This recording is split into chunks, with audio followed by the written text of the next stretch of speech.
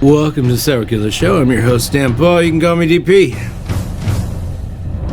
Tonight, we are playing a community RPG, Dungeons and Dragons hybrid thing called The Party.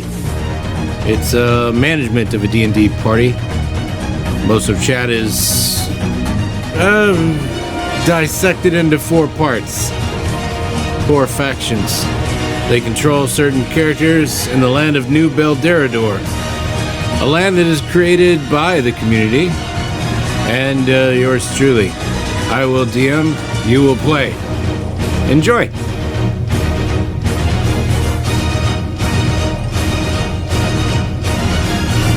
Oh, this channel's fantastic! And that it is. That it sure is. Good to see you guys. Hi. So the cloak is brown. I don't know if you can tell, but I've got the brown cloak on. Brown robe, which means let's goddamn keep it that way, okay? Don't make me switch colors. I don't want it to go black robe. So let's keep it brown. It is the brown robe, which is standard robe. It means if you just play the damn game and you don't cause any problems, you're going to keep it brown robe. Not to say that brown's not dangerous. You can still get hurt on a brown robe night.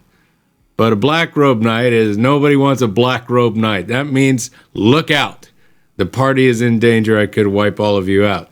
So the brown means that if you tread carefully enough, you'll be all right. Keep it brown. Okay? So, yeah. Hi, Darth. We're doing well, I think. Doing good. About to step into our D&D night, but we do have the awesome Dungeons and Dragons Mad Lib that we should knock out. It's kind of become a new tradition. It was a gift from Baraka Khan. Got all these cool Mad Libs from him. One's a Dungeons and Dragons Mad Lib. So we'll have to do one of those first to start us out. But other than that, we're going to get started. Very excited for tonight. I've been waiting a long time to start tonight because we've missed 2 weeks, so it feels like forever since we've role played. But the first night, I just needed an extra week to prepare. I was like, wow, we're on a brand new land. That's what makes tonight exciting too, because it's brand new land tonight. It's a place you guys haven't been. It's a place developed by Praxis Strike, and I looked at it. It was charming from the start, and I was like, I think we'd like to get in there. So, be a real good place to start a new adventure with a party of 5, and we've got some old party members and a new one. So it looks really awesome. So we took from Emma from Transmars, this is land. You guys selected Kelpie, Baracus, and Wolf to continue. So 3 of the characters that she invented are continuing on this journey with us. Great characters. Kelpie's a rockbiter, fairy. Baracus, a tiefling wizard of bloodcraft. Wolf is a human fighter. He's also a rockbiter. Then you selected an old character from the Saracen Desert, Benedict Wall. And so Benny's back. Good old Benny's back. And then a brand new character, actually an old character from the Saracen Desert, but you guys never actually had him in the party. He was always an NPC. But Sandy Blackborough represents the Guild for Wasted Breath. Benedict Wall, by the way, represents the Knights. But Sandy Blackborough is in for Guild. He's a very colorful character that I think that you guys will like. If you didn't get a chance to meet him in the Saracen Desert, he's got a fascinating story. He's a great character for Guild to jump in and sink their teeth into because he's quintessential Guild. So Benny's legend. You've got some really great characters here to work with. So I can't wait to see what you do with them. Yeah. 2 Rockbiters and Bloodcraft. 1 Knight, 1 Guild. I'd love to see who's representing who tonight. Let's faction roll call. Rockbiters, weigh in. Who are my Rockbiters? You've got Wolf and Kelpie. 2 characters tonight for the Rockbiters. Who's a Rockbiter? Show your sign. There you go. So we got a couple. 3 of you. Rockbiter's good. Got some representation on that end. Excellent. Then for Knights of Dragonhaven. Where are my Knights at? Who's representing Benny? Benedict Wall. Who will be making decisions for Benedict? For Benny. Benny the Legend. Oh God, there's no Knights here. It's like, I don't know. He's just gonna have to coast. Oh God. Oh dear. Oh, ambulancer will be in about a half an hour, so Benny will have somebody. Jesus Christ, Knights need more people here. We are a little thin tonight. That's okay. Okay, ambulancer will be in to save the day. And then, so for Bloodcraft, who represents Baracus? Baracus is a brilliant character who has a lot of options, a lot of things you can do with him. Baracus, Tiefling Wizard. Oh, there they are, weighing in. Morse Kodak, Hatex, Emma, Misty. Good. Look at that. Good representation for Bloodcraft for Baracus. And then Guild. Who's representing Guild? And Sandy Blackborough. Who's here for the Guild? You don't know much about D&D?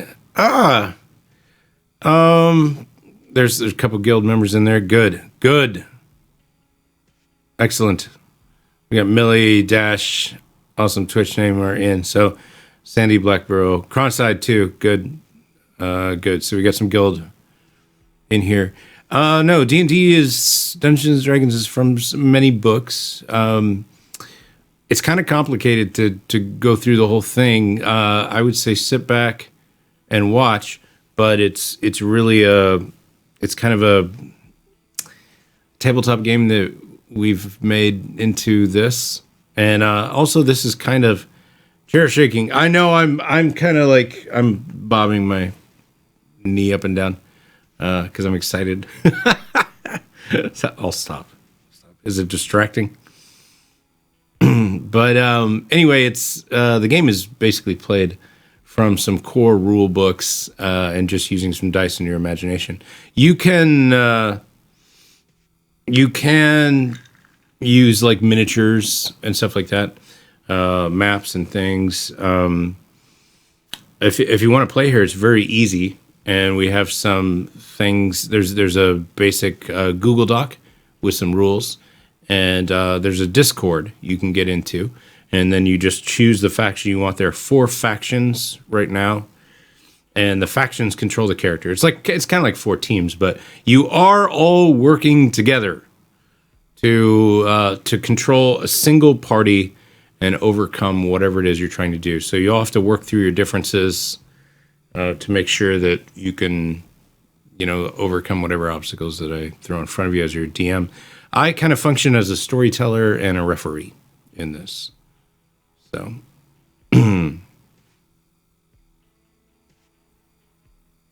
invite. Morse Kodak could probably handle that.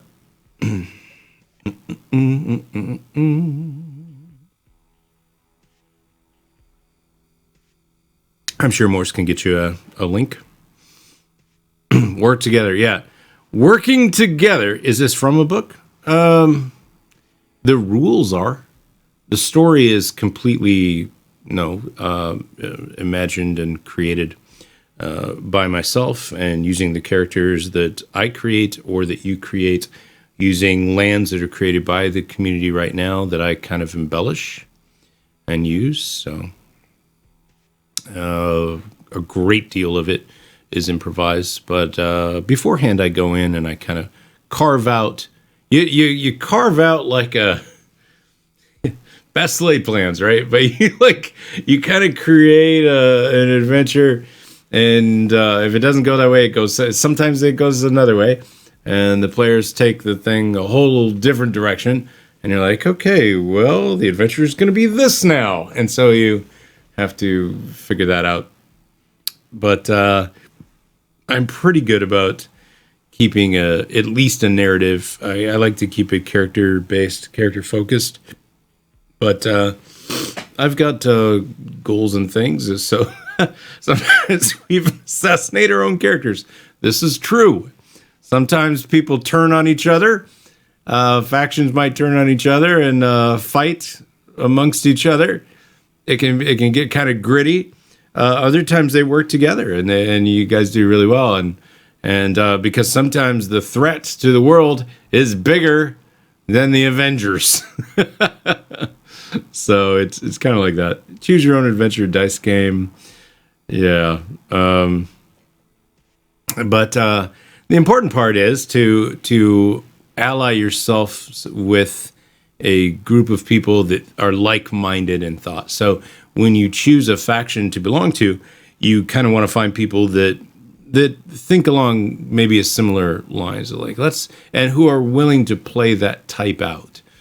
If you're a Knights of Dragonhaven, for example, Knights of Dragonhaven are these old ancient dragon slayers who were then put into almost like a military task force. They fought a lot of battles for the people of New Beldurador. And if you're Knights of Dragonhaven, you're usually lawful and disciplined and have a good moral compass. But their blood comes from ancient dragon slayers.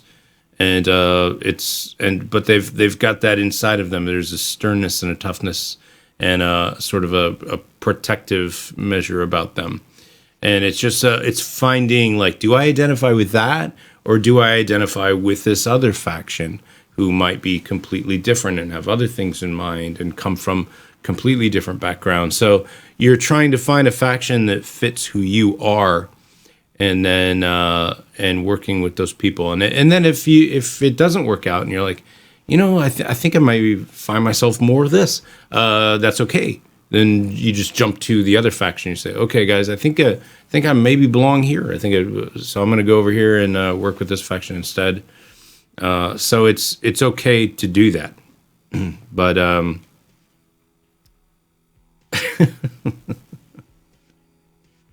it is not that crude. It's not that crude. So anyway, let's knock out this role-playing Mad Lib. Get this out of the way. These are real fun to do. Before the last one was really funny and really good. So it's actually very simple. You roll dice right here in chat, but a lot of decisions are made outside of chat, usually made in Discord or talking it through with other people. All right. Give me your nouns, your persons, your places, your things. And I will plug them in here to this. There is a roll. Yeah, there's a die roll. Exclamation D, and then the side of the dice. So 20. If you're 10 or 6, if I say 1d6, you'd exclamation D6, exclamation D10, exclamation D8 or whatever. But that's a 20-sided die roll, which is the most common die roll that you would be asked to roll. And then you get a result of a 12, which she got, which is good. Anything above a 10 is usually pretty good. All right.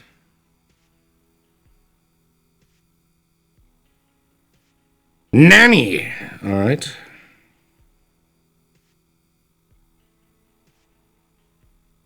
Animals, huh? Okay.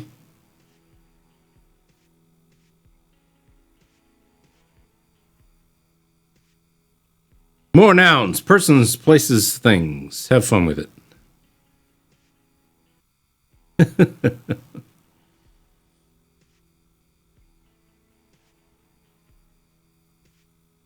Rabid dog.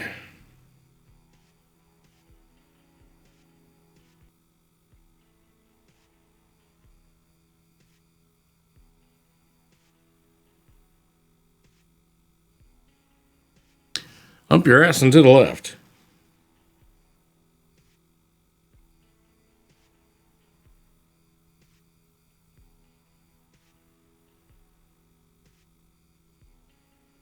Very specific. Might be the prostate, if you're lucky.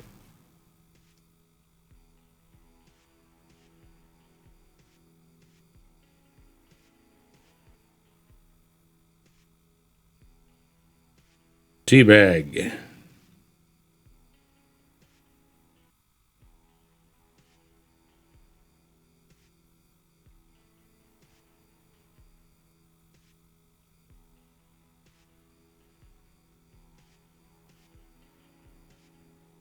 Wise guy.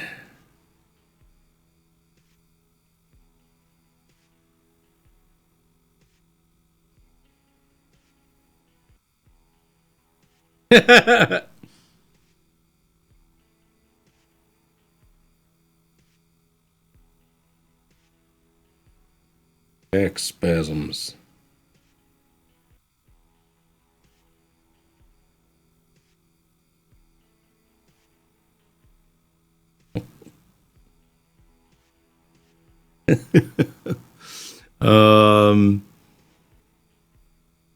Eye holes.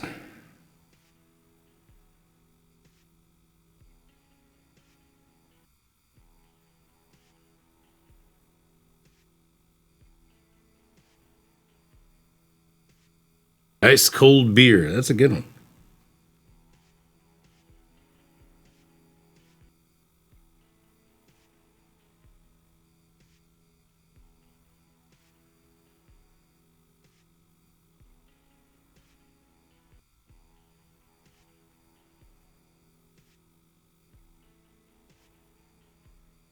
I need verbs.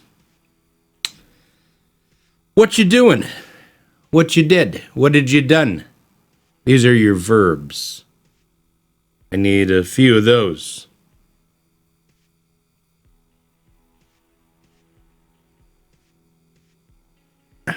We got squat and squatting, so I think that's a pretty good sign that we need that in there. Hi, Sam.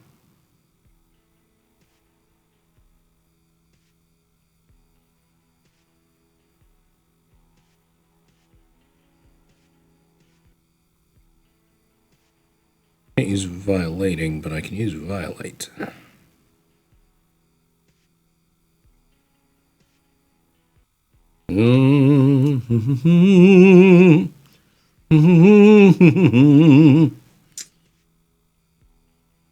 Two more verbs are needed.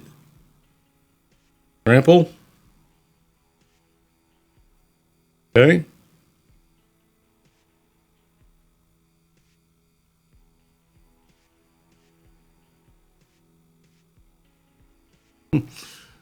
Ooze and fester. Let's see. Use ooze. There's not a spot to use it. All right, I need adjectives. 3 of them. 3 adjectives. This describes your noun. What's that? What is that thing? What is that thing? How do you describe that thing?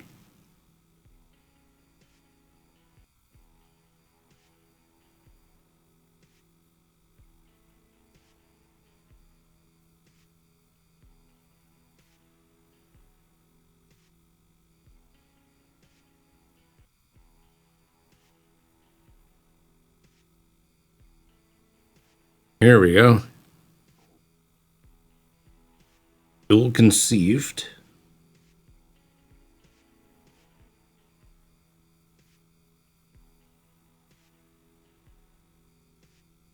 Atrocious.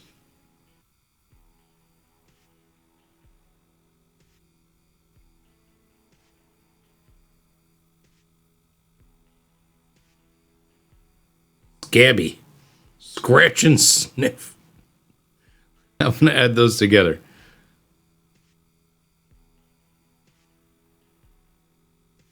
Scabby, scratch, and sniff. You guys are doubling up on that one. And the final one needs to be a number. A number.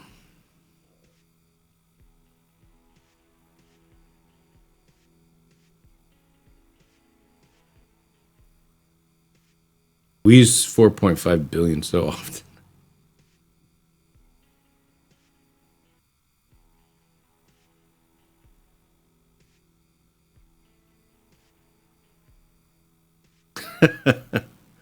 $4.6 billion. All right. Okay. They're all there. Are you ready? Here it is. Let me read this for you. It is a one of the D&D Mad Libs called RPG, role-playing game. It puts in parentheses, in case you didn't know that. Acronym cheat sheet.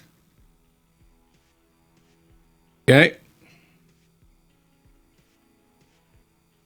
Here's how it goes. There are so many ill-conceived acronyms in D&D. Here's some lingo from this role-squatting game. DM or Dungeon Master. The wise guy is either your best friend or the worst ice-cold beer. D20, D4, D4.6 billion, etc. stands for dice. And the number is how many nannies you have. AC, or armor class. This number is how hard you are to trample. Keep it high to avoid an injury that might teabag you. Animals.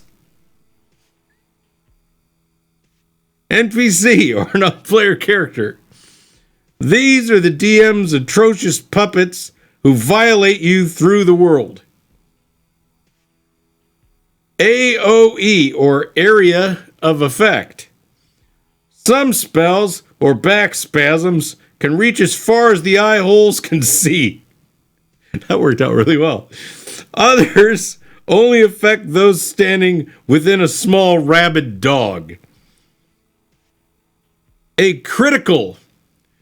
When you roll a d20 and get your scabby scratch and sniff 20, the effect of your next action will ooze.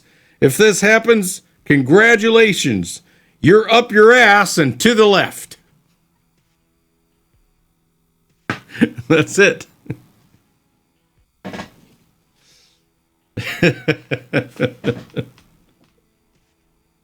That's very good. That's very good. Pretty decent. I'm happy with that. Good job. That's it's very accurate, I thought. Okay. So, let's get started with some of the basics here as we start. Let's talk briefly about the characters that you've decided to take in here real quick. I have their stats and things. I think you have a lot of them, but if you need them, obviously we can rewrite them down. Kelpie is a fairy. She's also lawful good and a pacifist. She does not attack anyone. She's tiny, about that high. Flies around. She is of the Rockbiter clan because she fell in love with a Rockbiter long ago, and that good dwarf was taken from her, and so she never really got to. I mean, that's just what happens, right? So Anyway, she has a lot of fairy fae type magics that she can perform, including turning invisible. Very, very useful character, but not an attacker. You don't want her on the front line, but she's pretty incredible. Doesn't have a lot of hit points. AC is pretty high because she moves pretty quick. You've got Wolf, who's a human fighter. He is chaotic good, or at least that's the way you've been playing him. And Rockbiter as well. He is a tank. You guys have built him into a fucking machine. He is your frontline guy with 43 hit points and AC 19.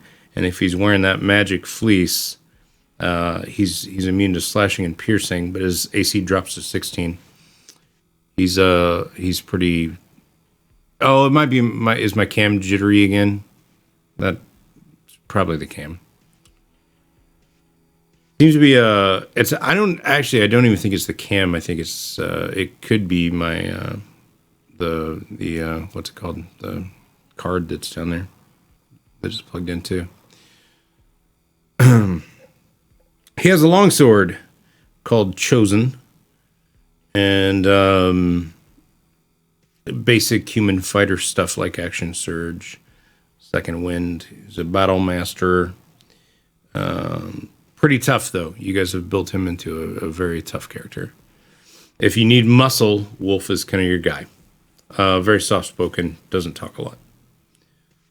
Baracus is the tiefling wizard. You guys were first introduced to him in Lorath when he dumped a whole bunch of oil on himself and lit himself on fire to get some people off his back. He's immune to fire, so it didn't bother him. He's very, very intelligent. Intelligence 20. This is the brains of your operation. You need to go to him when you want to figure something out. He's got a rat construct named Colby. Tons of spells at your disposal. Bloodcraft can have a heyday with him. He's very unpredictable. He's been kind of the core of the group, almost like a leader, but he's also a little bit. He'll do kind of whatever he pleases. He's still kind of the outcast in a way. You've got an interesting character there. Then you have the legend, Benedict Wall, Benny Wall, who has been with you guys for a very long time. He's Knights of Dragonhaven. Pretty much what you'd expect. Really good. Good heart, Benny. Not high in the stat department. You can't rely on him for, to roll too many things very well. He usually, his claim to fame is got a lot of money. But he kind of acts as a soundboard for your crazy ideas because he's very rational. He's a very pragmatic dwarf who lives in the real world in his brain, and he will bring you back down to earth if your ideas get too high. But he's got a good, he's had a charming charisma. He does not have as good a charisma as Kelpie or Wolf or even Baracus, but somehow he seems to land those charisma rolls and impress people. People tend to like Benny wherever he goes. Sandy Blackborough, another high charisma character, is for the Guild for Wasted Breath. He is searching for the man who killed his cousin long ago. He became a scout between the Saracen Desert and other lands and is very well traveled. He's a halfling. He uses some knives. He's very good with them. He also uses a longbow, which is unusual for a halfling. But he also has a very unusual way of wielding it, where he will jump into it using his legs and using his foot to fire.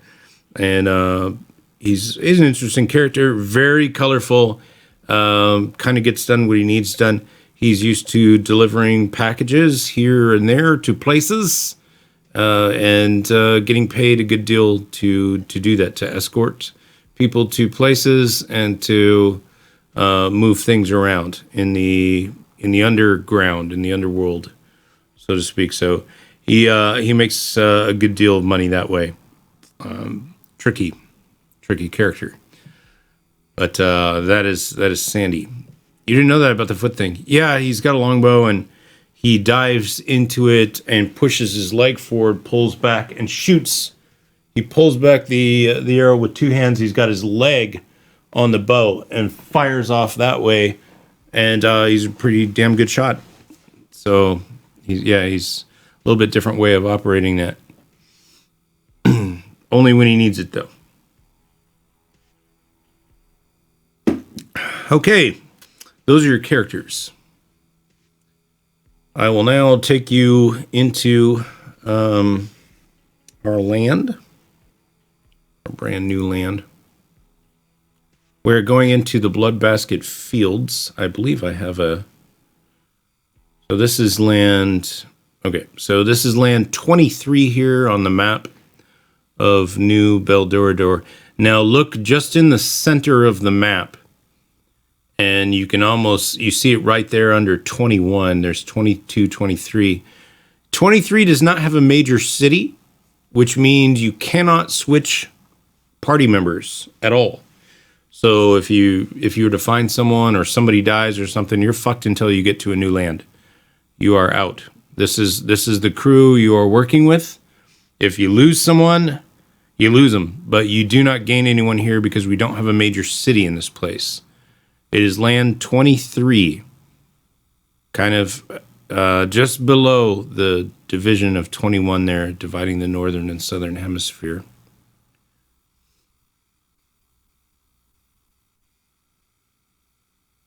This is the Blood Basket Fields. And you will be starting out in the Scorching Dunes, which I will begin with and start you out with. So we'll do that. We'll take a quick break before we start. And that's a chance for you to use the restroom, get a drink, smoke them if you got them, do whatever you need to do, snacks, load up, get ready, settle yourselves. When we come back, I'm going to just launch right in. And we're going to go into the characters. We're going to go into the story. And this is a Bloodcraft land. You'll figure that out right away. It was created by Praxis Strike. And some really, really colorful details there. I am fleshing out a lot of what is it. And I've total liberty to do that from this person. But some really, really good stuff developed, some really intriguing things here. So can't wait to get started with it.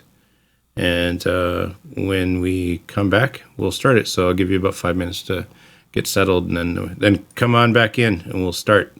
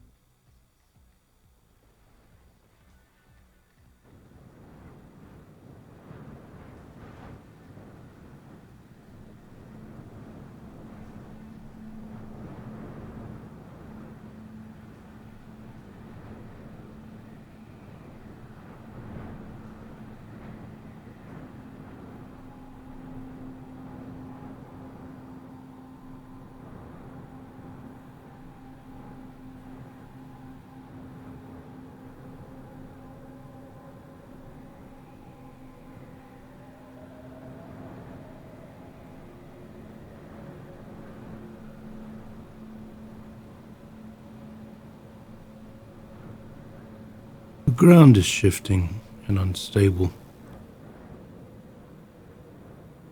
The air clogged with grains of sand, blowing hard.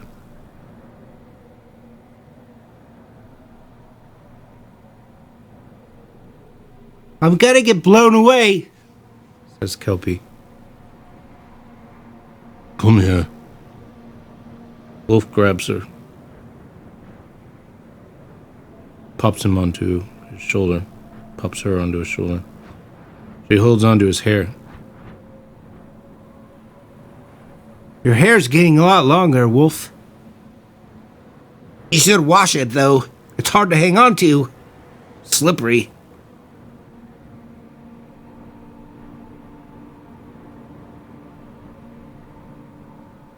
How much further? Says Benedict. You should be coming out soon, Sandy Blackborough says. Baracus trudges along in the middle of the party. His slow, steady gait, formidable.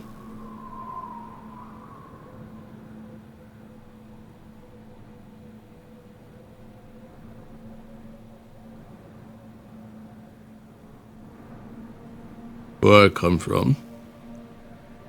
They say close your eyes before you dare believe anything. Where do you come from? Benedict. I don't recall. No, it's just up here. We'll take some time. As soon as we're out. No more than an hour of this.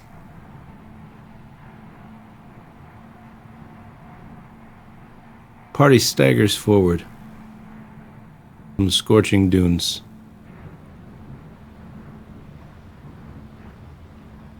And into a desert where they begin to finally see some signs of life. Vegetation, trees, even flowers. Tiny flowers, red, like specks of blood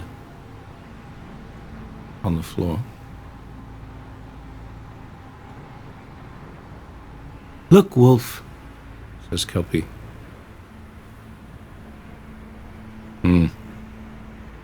Amaryllis.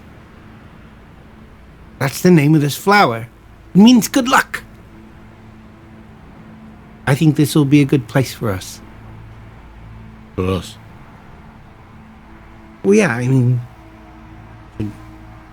do whatever it is we're doing. What are we doing here?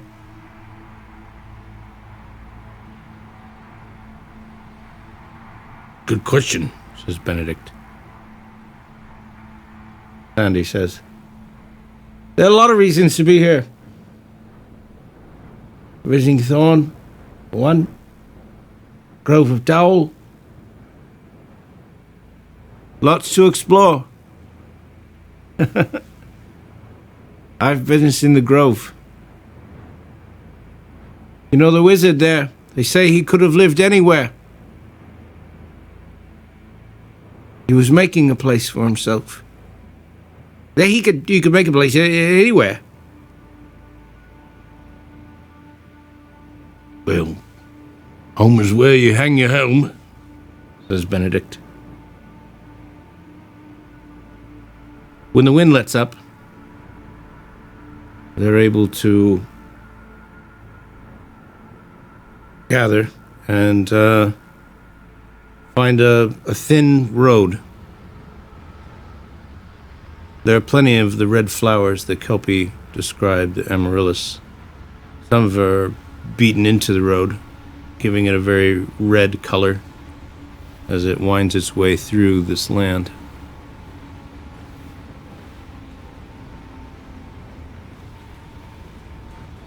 Where's first stop? Says Benedict.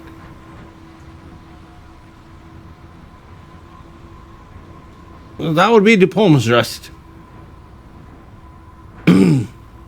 There's not much there, but a place called De Palma's Downs. an inn we can stay at. Enough to eat there and rest. You can almost see it from here. We could press forward, but it would mean going through the evening. All those in favor, say aye. Welcome to the Senate.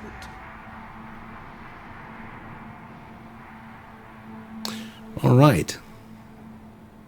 Thank you, Transmarxus.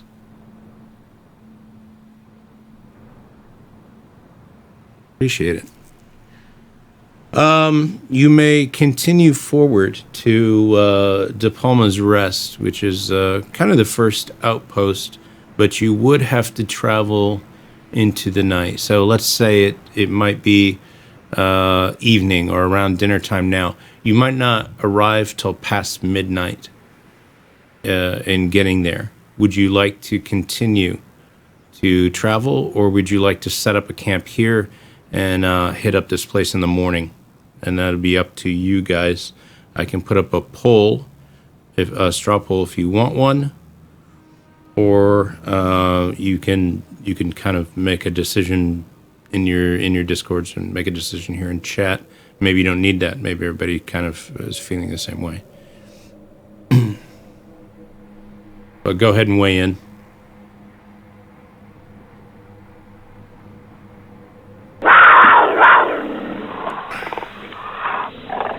Thank you, Jeremy, for gifting Holly.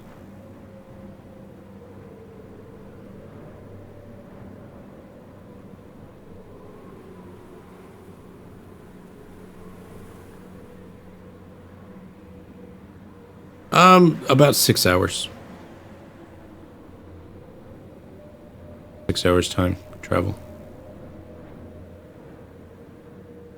Everybody is tired, but you could continue. Like I said, I can also throw a straw poll in here real quick.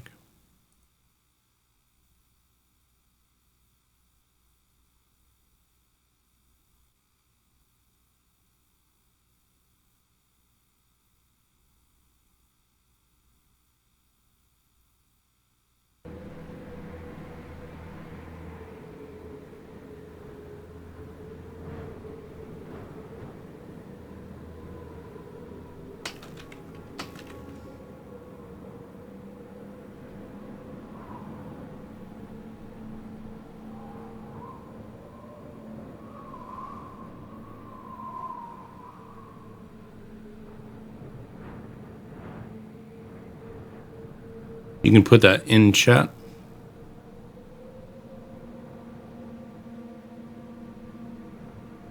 Yeah, party does have money. Anytime you're traveling with Benedict Wall, you've got money. But yeah, you've got money.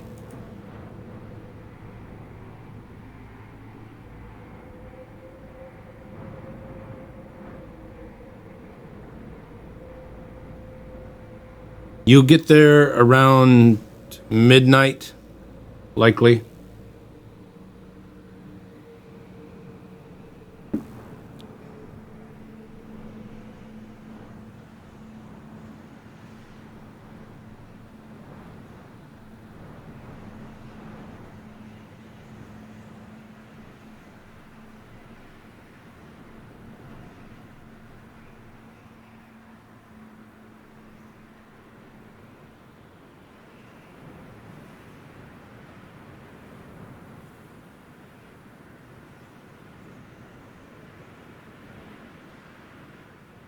What's the risk of camping? You don't really know. That would be for characters to discuss. That would be something for all of you to talk about. Suppose we don't, suppose we stay here. What would happen out here? You are still in the Scorching Dunes desert, technically, and coming out of that. It's colder, but nothing you guys can't deal with as far as temperatures.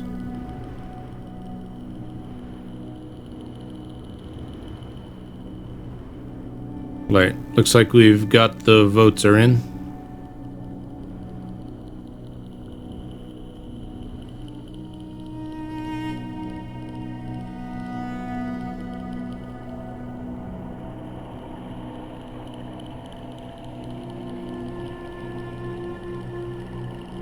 We come this far, let's push forward, says Benedict. I'm with you, my dwarven friend, says Sandy. Let's keep going. Just keep moving. For the most part, you see no travelers.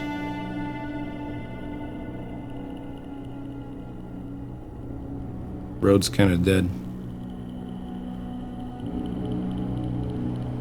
Not too dark. Wolf is able to see fine. He's the only one that you really have to be worried about as far as vision goes. But he's okay. As it starts to get darker, he can light a torch. That's up to Rockbiters or the rest of the party if you would like to light a torch. You can look at it as, well, that maybe makes us a target. But Wolf is in not complete darkness. There are stars overhead. So he can see, and he's got you guys close. He doesn't necessarily need a torch, but...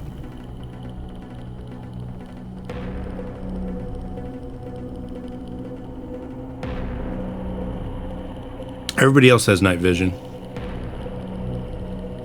As long as you keep him in the middle. Which, by the way, why don't we get a marching order? Let's establish a marching order. Who's in the lead, who's in the rear, etc. Who's leading this motley crew?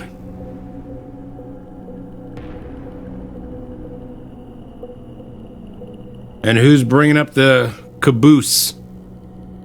And where are people at in the middle? Let's get this in order. This is more for me than it is for you, because then if random things happen to characters, I've got kind of a role that I use.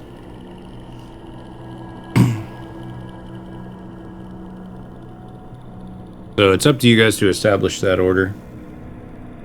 But talk about it here in chat and figure out what you're thinking.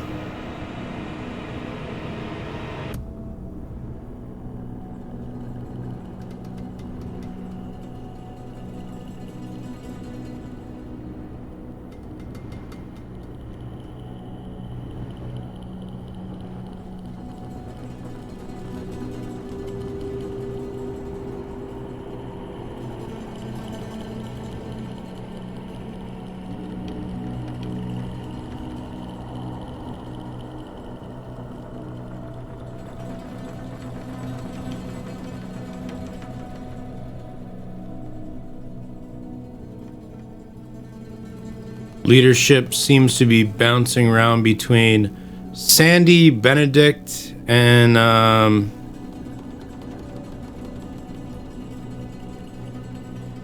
looks like Sandy, Benedict mainly.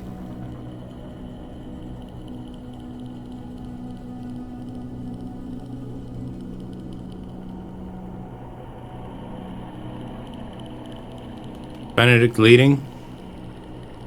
Let's put Benny as 1 for now. We can always change it, but for now.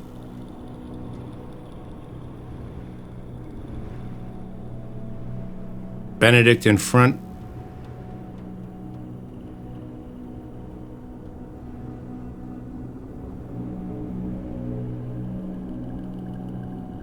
Morse Codec has a pitch there for a lineup.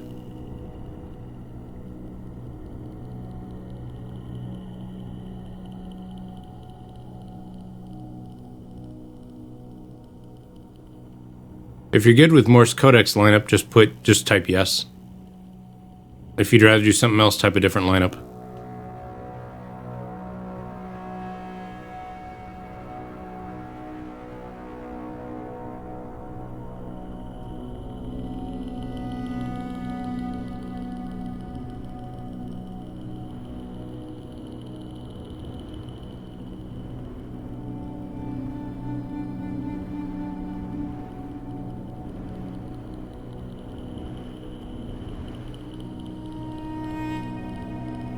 You guys look solid on that.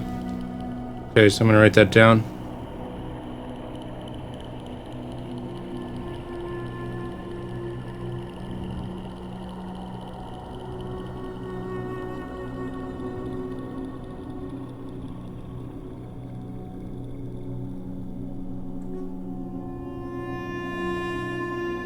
All right, that's what we'll go with then.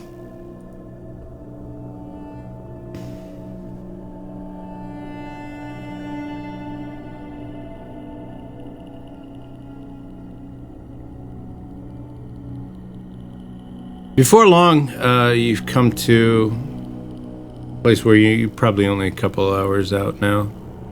But it is getting late. Might be running around 10 o'clock or so. If we're using modern hours, but... there's some lights coming towards you. Looks like torches, 3 of them. Wolf obviously can't see anything. Benedict is good eyes. He can see in the dark, but his eyes are getting old too. So he sees that Wolf can't see anything. Goes back to Baracus, asks Baracus if he can see. Baracus stares forward. 3 figures. They'll be here soon. All of them hooded, robed, it looks like. A religious sect, perhaps? Traveling late.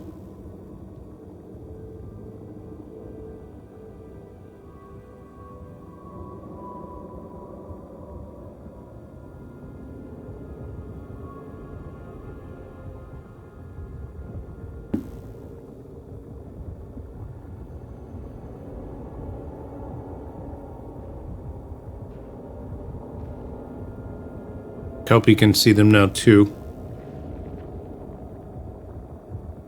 Why are we stopping? Says Sandy. Oh. Well, at least they're coming down the road, right?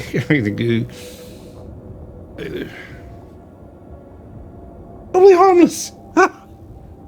Let's go. Didn't even make your way forward. If you'd like to make any plans about how you're going to regard these people, or have a plan ready, now is the time to come up with such a plan before you reach them, so everything's not on the fly. Of course, you'll have to respond on the fly to whatever it is you see, but it might be wise to have some idea of what you might do should it become dangerous.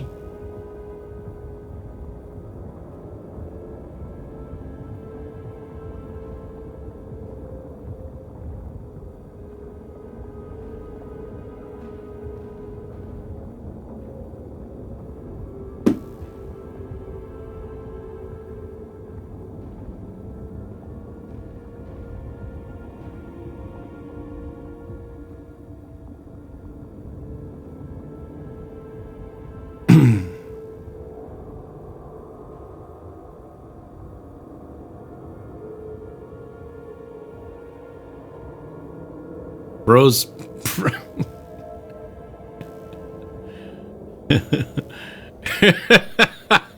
I was waiting for that. You don't want to talk to animals first? All right. Yeah, desert animals. Probably some lizards.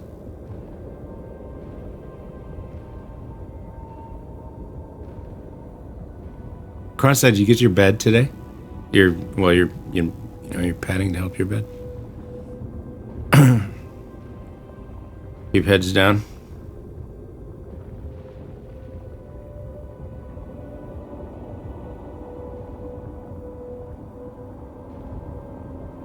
Not yet, huh? Fuck. Well, hopefully soon, man.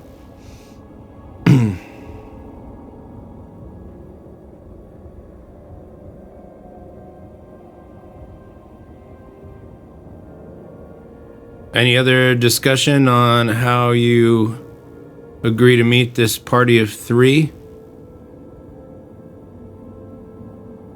Or are you gonna play it by ear?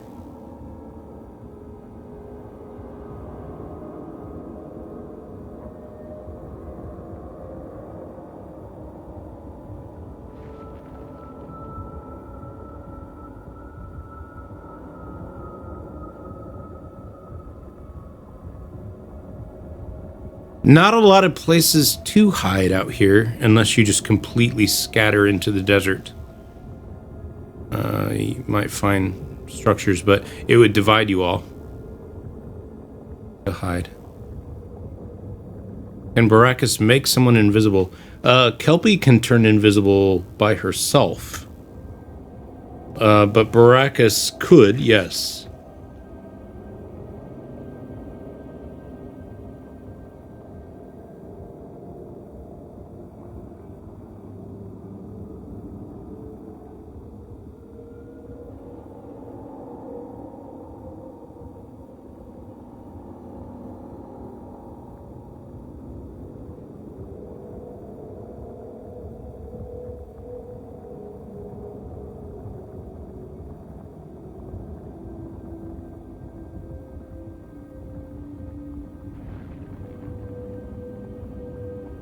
Kelpie is your best fit for invisibility, though.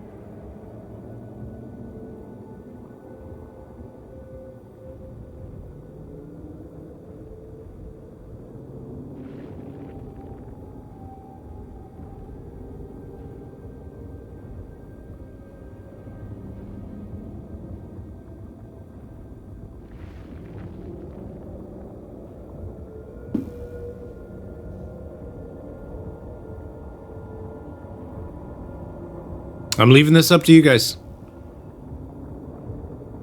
You will tell me when to move forward.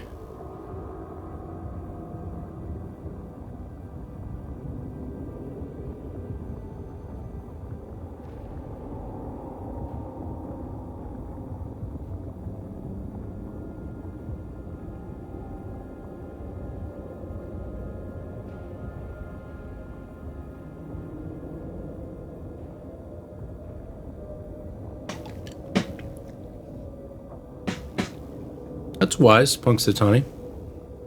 See where you're going with this.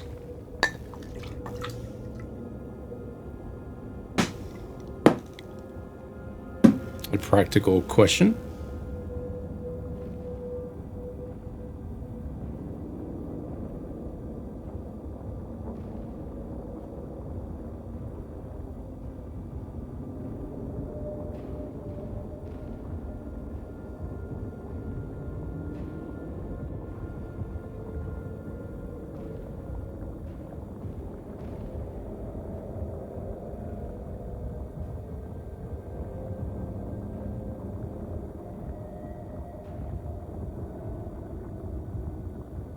All right, 30 seconds. And I'm going to move forward.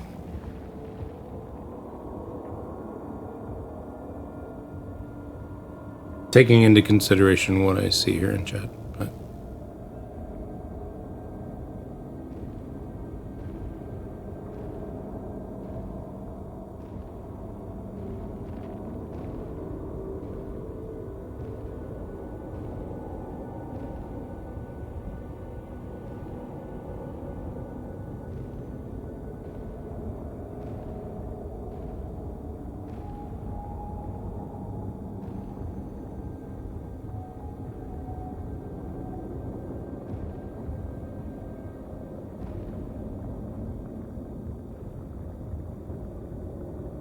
all right, let's go ahead and walk forward then.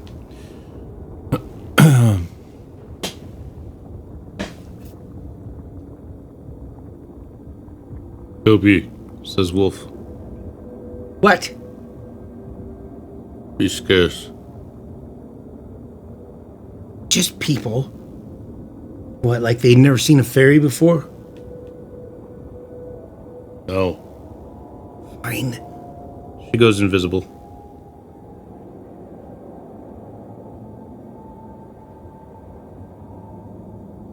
So, keeping cool. The plan. says Sandy.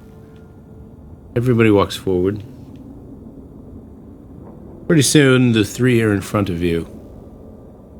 They are all hooded. Do look like they belong to some kind of religious sect or something. Their robes look to be of a dark brown, possibly a dark red. It's hard to tell in this light. The first one looks up as he begins to approach you. They all three have torches, and they look like men, like humans. But when you look into their eyes, they're pretty hollow. They seem to have these little packs that they're bringing with them. It's like a reverse wheelbarrow. They've got their hands on things, and they're dragging behind them some almost like a sled, and a lot of stuff on those sleds. So they're all dragging a considerable amount of equipment or whatever it is that's in these bags and on these sleds. Quite a bit of stuff. And they look to you. The first one greets you. Well met.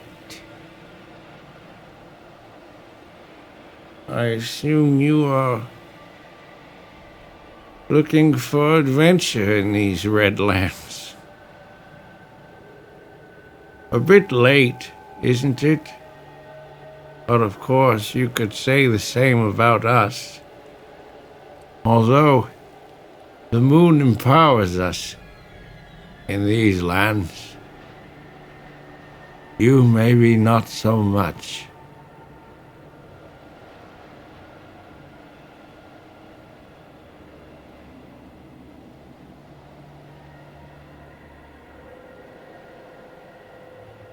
Dialogue's on you now.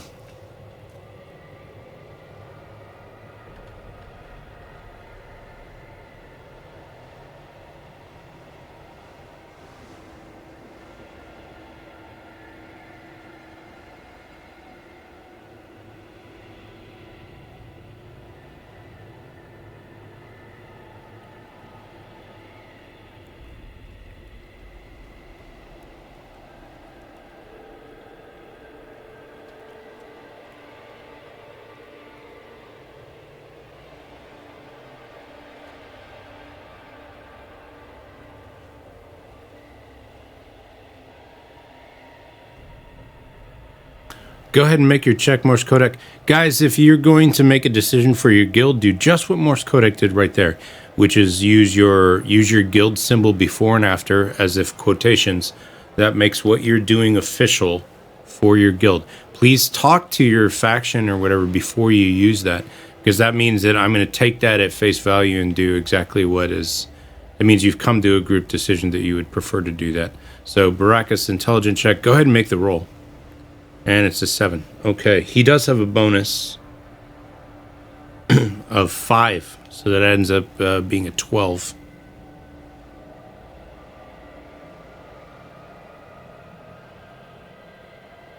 So you have a 12 on your intelligence check. What is it, though, that you are trying to know? Maybe I should have asked you that first, but I'll probably give you, basic information and those things based on your check.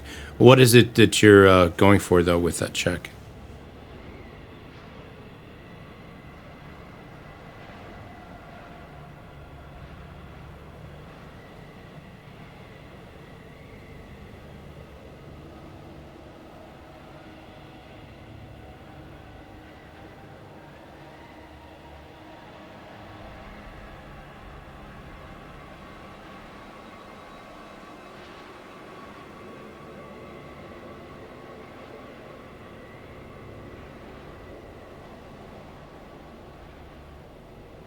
Very well.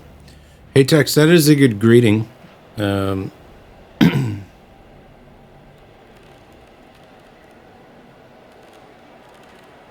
could be that your faction uses it. Let's see.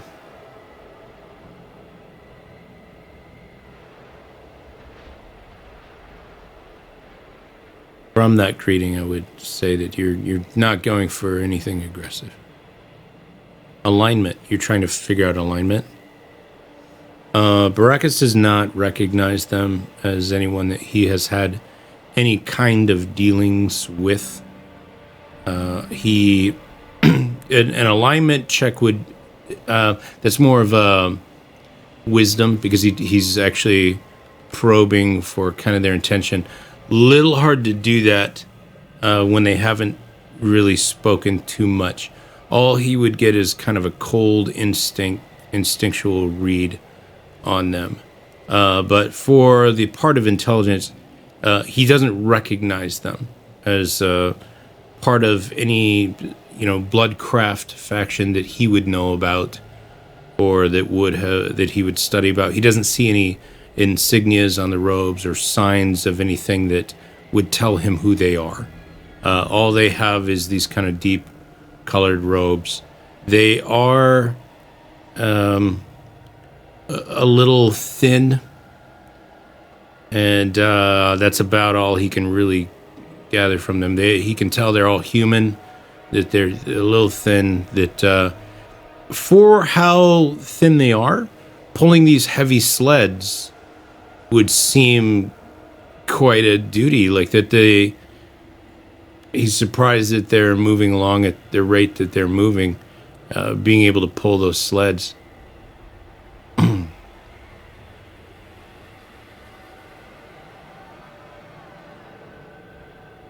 If you're looking to see if they're hiding something, it depends on what you're really. Are you physically like eyeballing to see like, okay, what are they hiding? Like, is it a perception check?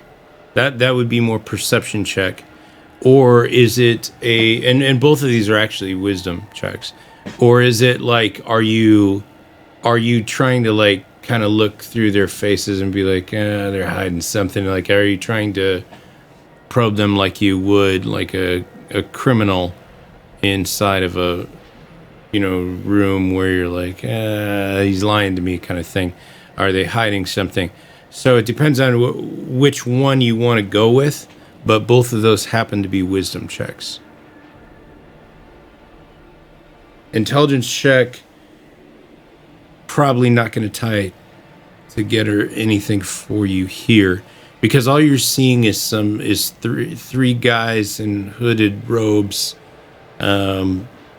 pulling some pretty heavy sleds with a lot of stuff on them, but that stuff is covered up. So are they hiding something? Well, you can't see what they're carrying, but it'd be hard to know anything else.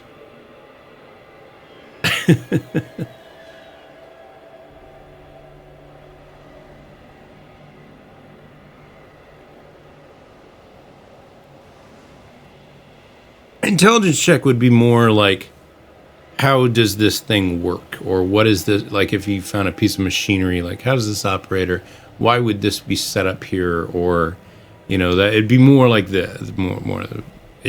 pure intelligence. You're running into more wisdom stuff right now.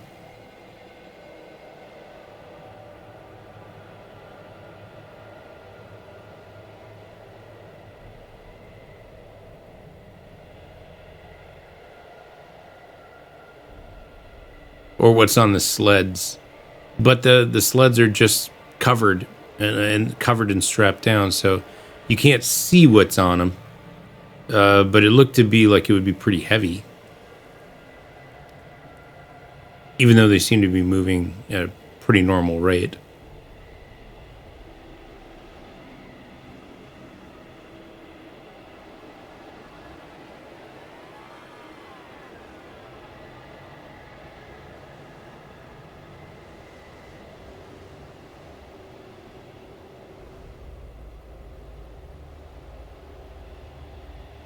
Think about it, though. Make a decision. Let's keep things clipping along.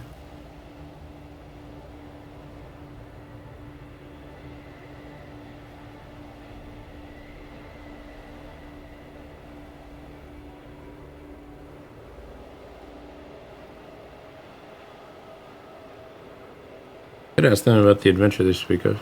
You could, yes.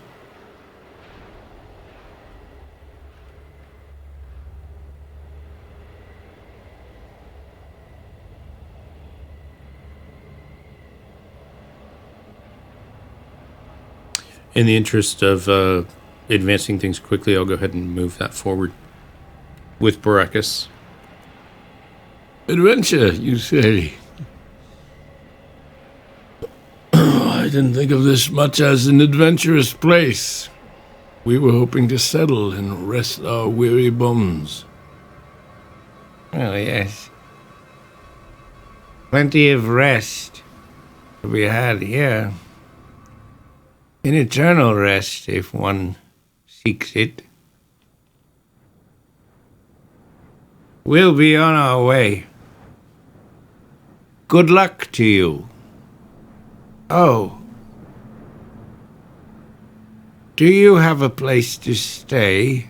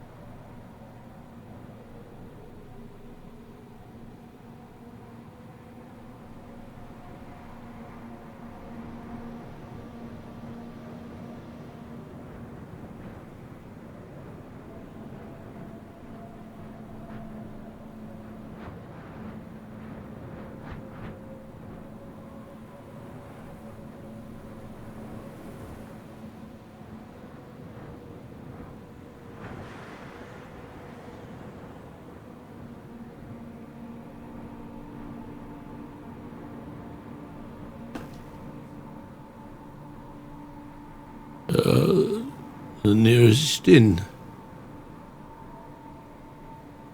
Of course. Yes, of course. In the Palmer's Rest. Again, good luck to you. If there is no one there to take your coin, make your beds on the floor. The innkeeper will be back before the dawn.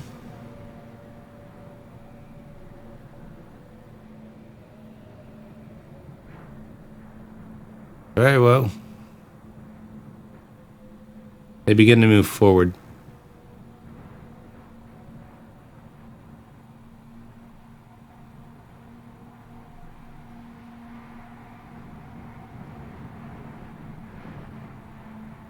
Rockbiters, make a d20 roll, please.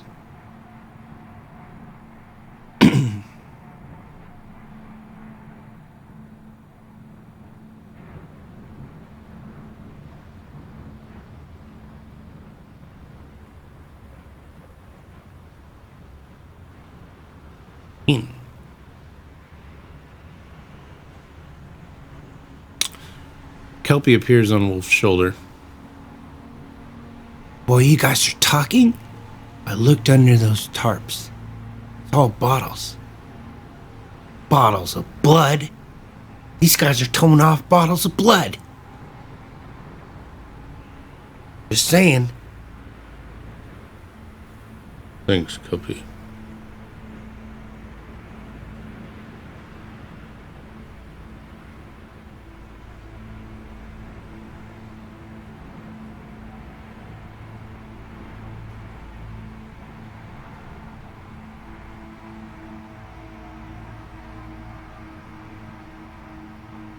Well, let's continue forward, says Sandy.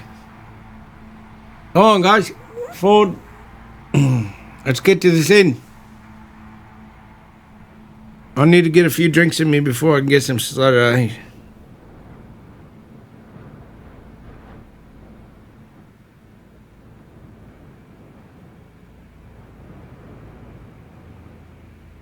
I could use a pint myself, says Benedict.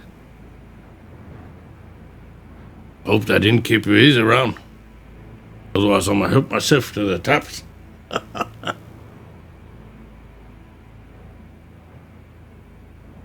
As the party continues on their way, finally, can we ask them where they're heading? You can turn back. Yeah, I'll give you a chance. By and by, where are you headed? To the mountains, of course. The mountains, I guess. Sandy doesn't care for that. And the mountains, of course. I'd say we're better off not talking to these people. Let's go. Just keep going.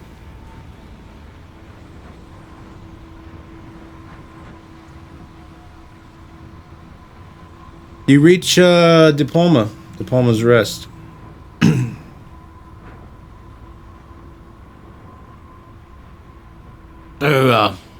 Says Benedict. Know a little bit about this. Because being from the Thracian desert myself, this the Palmer's Rest I've heard is a small place that comes from a underground cave, provides the water for it, and they've built some ducts and things, rudimentary sort of piping system, the water flowing in here, much like they do in Amra. I think I know what we're here to see, although this looks like a very small place. They could use some of the glass, that's for sure. Light this place up. It's dark.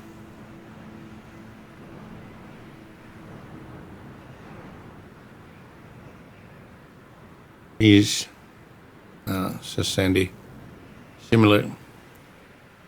Let's find our way there, see what we can do. Everyone strolls up to what looks to be the inn. There are a couple horses tied outside, a couple camels tied outside. And it is a kind of a smaller structure. There are some tents pitched outside and some fires going. A few people out there. And then, but the main building itself is a dome that looks like it's made out of bone, like the head of a skull, or just the very top of one, breached from the sand. And there is a hollow area where you've seen people go in and out of. There are some flags, or would look to be like flags, tapestries that are blowing a little bit in this desert wind. And looks to be some fires inside. So you guys take a look, and it's okay to move in. So I'm going to go by your order once again.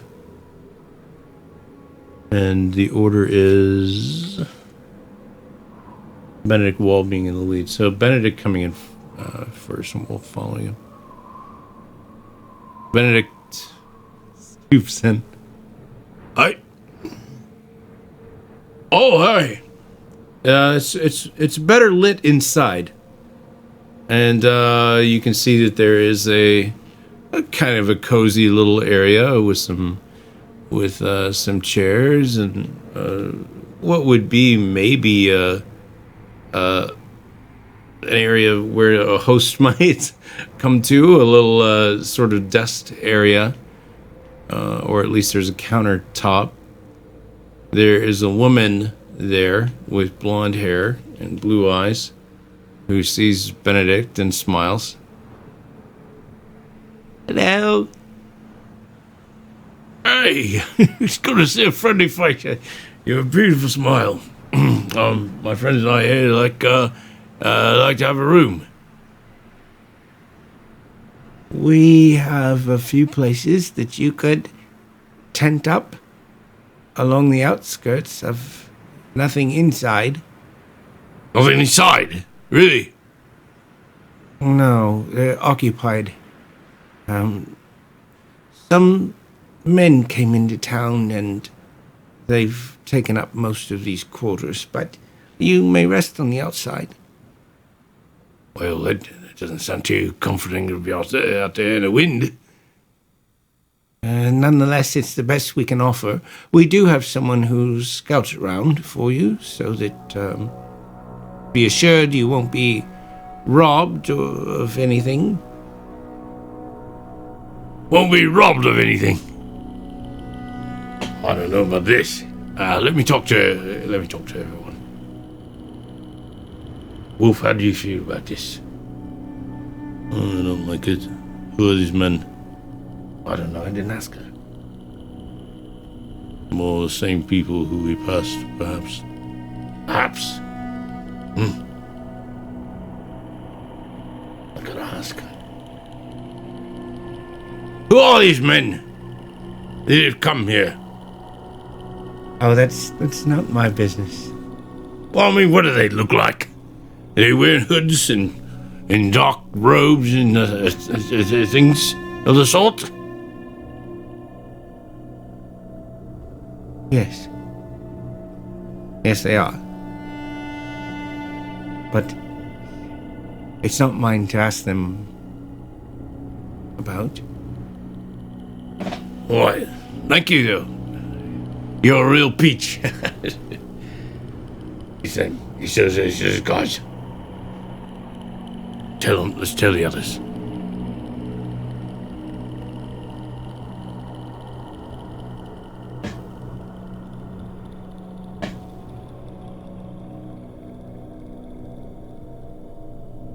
So you could shack up outside and pitch tents and stuff.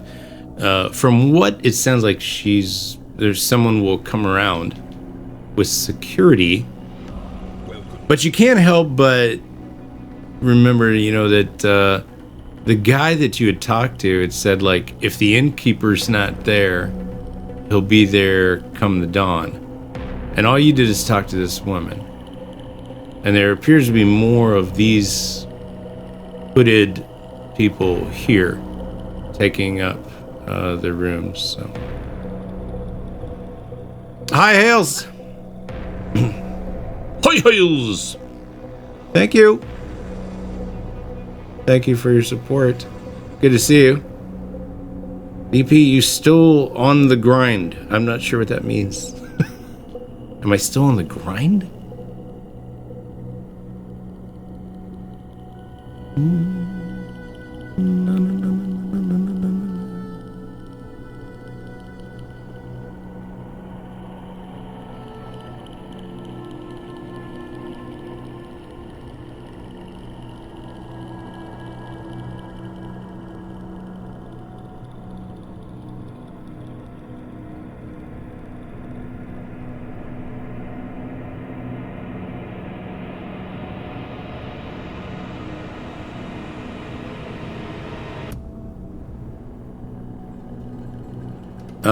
That would be something to work towards, bros. Looking cute is all I'm saying.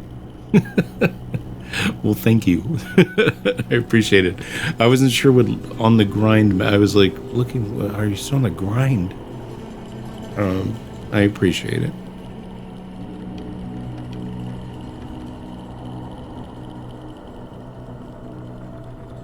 In that case, I'm on the grind.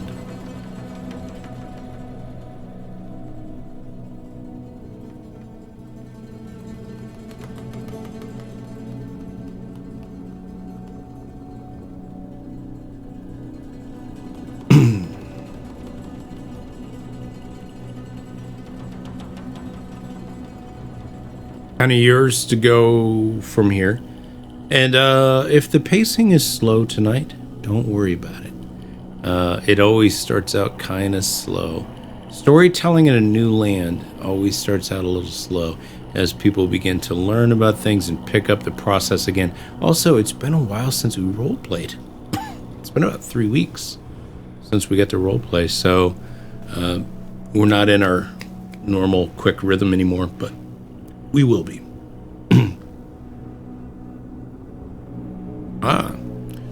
Hope he flies over, uses their charm to try to conversate with reason. Innkeeper.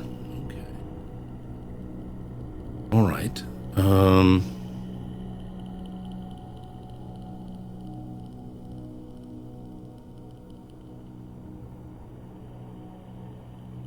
Okay. Make a charisma check, Rose.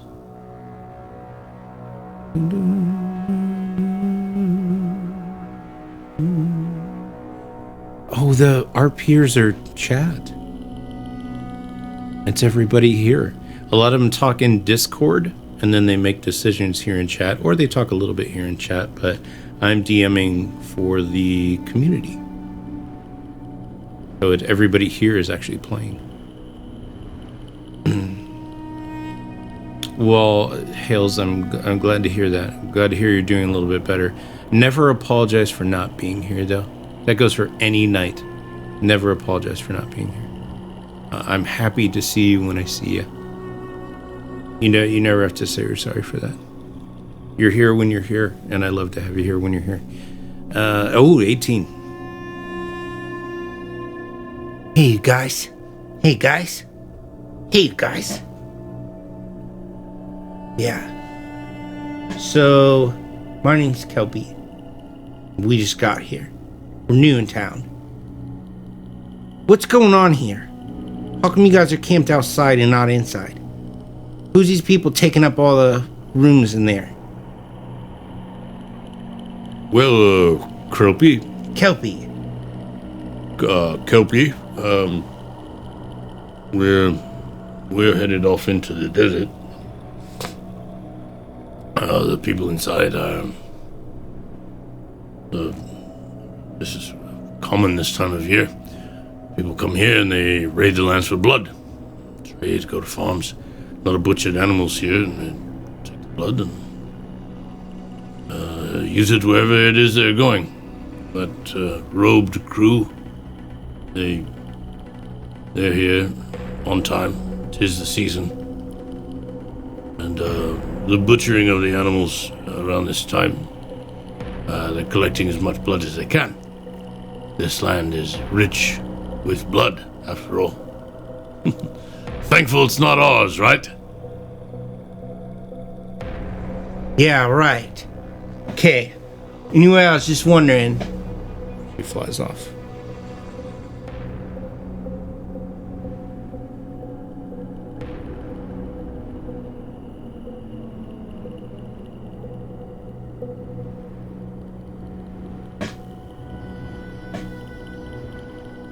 Kelpie relays that message to everybody else.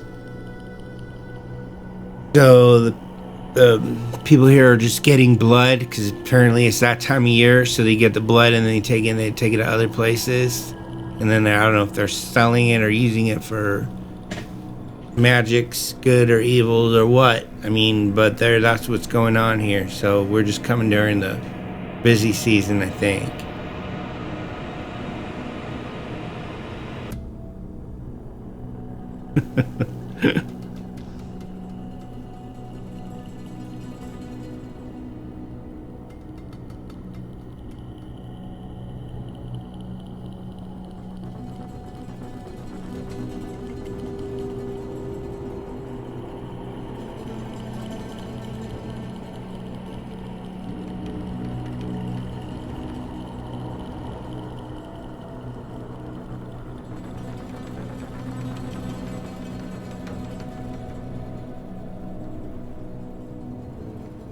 You can, once again, you can pitch a tent outside, or you can try to muscle your way inside if you wanted to. I don't know.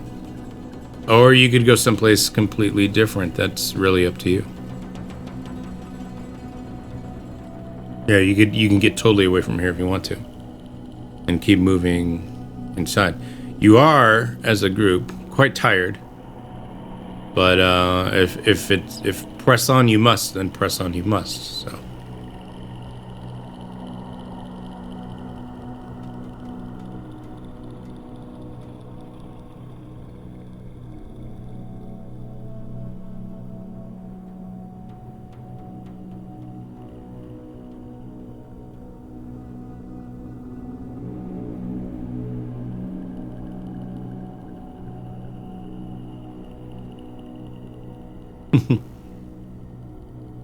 Up to you guys, whatever you decide to do here.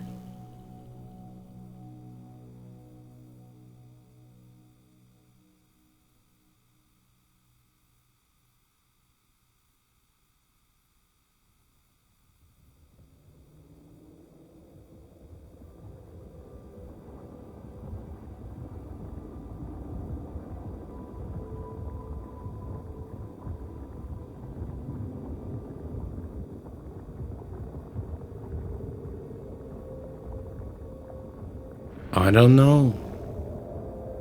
Any birds around? Not really this late. Maybe bats. You want to set up camp somewhere outside of this?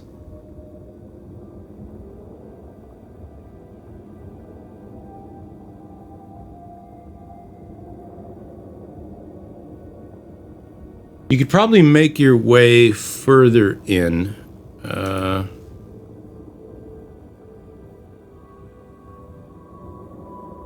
If you were to head southwest a little bit down that trail there, you could probably get something going that way, or towards the lake. Yeah, branch off that way. I don't know how far you really would get. I mean, you're tired. It's approaching midnight now, so there's nobody wants to really travel very far. But you could get away from here and put yourself at what maybe most of you consider a safe distance, and then set up, a camp of your own and keep watch. I will allow for that.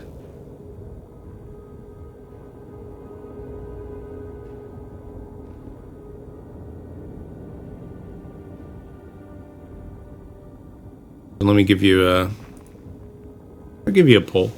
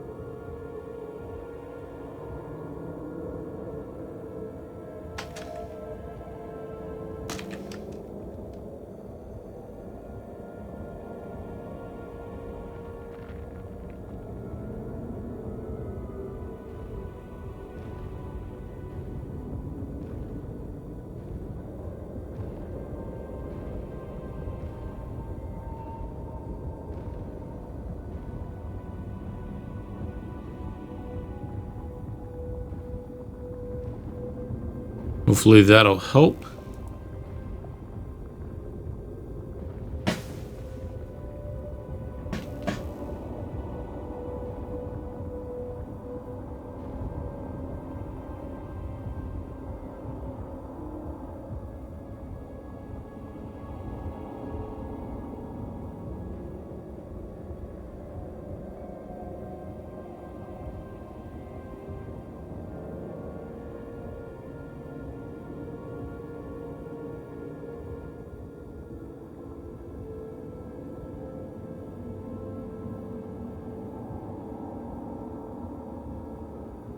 Wow, you guys are really battling on this one.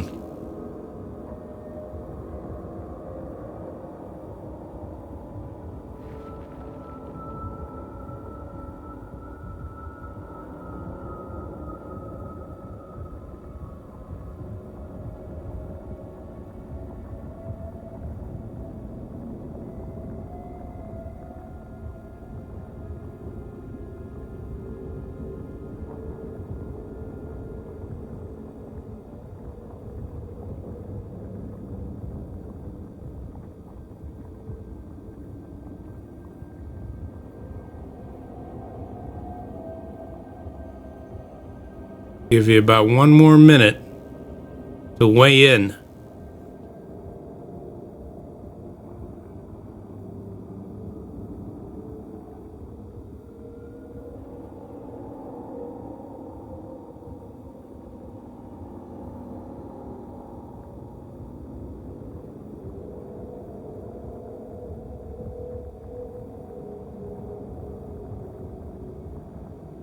All right.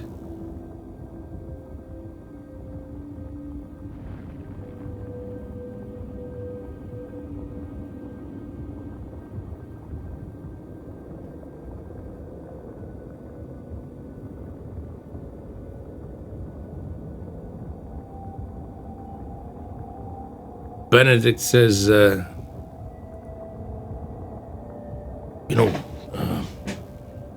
say we make ourselves a camp, huh?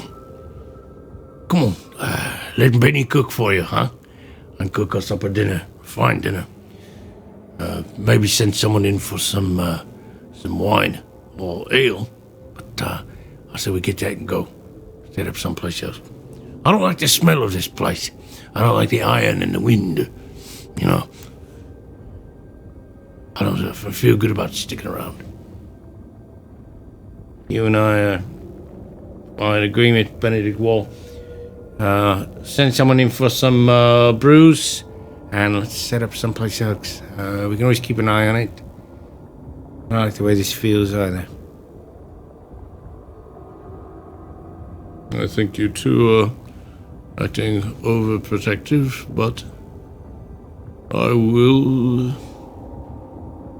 entertain you. Perhaps I shall go in and get our drinks. Yes? Be careful, Baracus. I will, Cappy, thank you.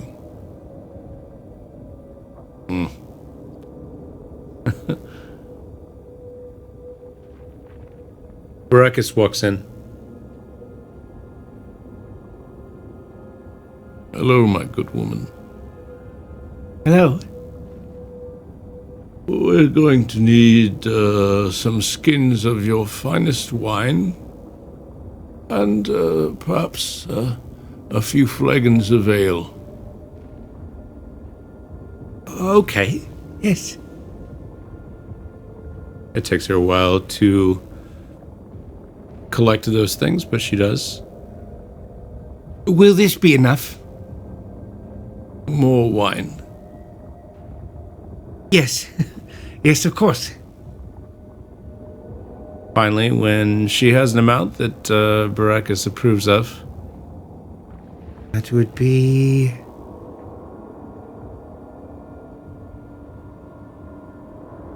How about 5 gold?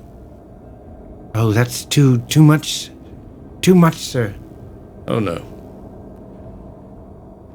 Go ahead. Thank you. You're very welcome. You won't be taking a room? I thought there weren't any available. One's just become available. How many of you are there? There are 5 of us. I think 2 rooms just opened up. Would that be enough? Tell you what, we'll think about it. But if someone else comes along asking for them, give them the room.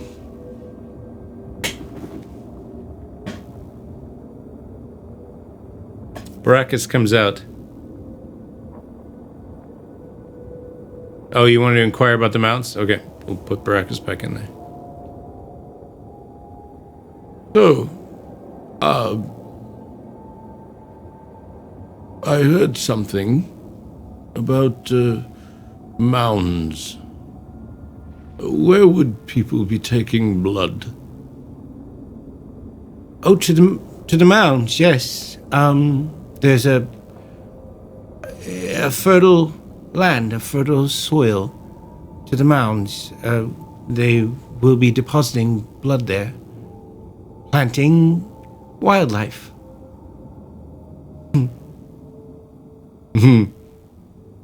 Thank you. That will be all.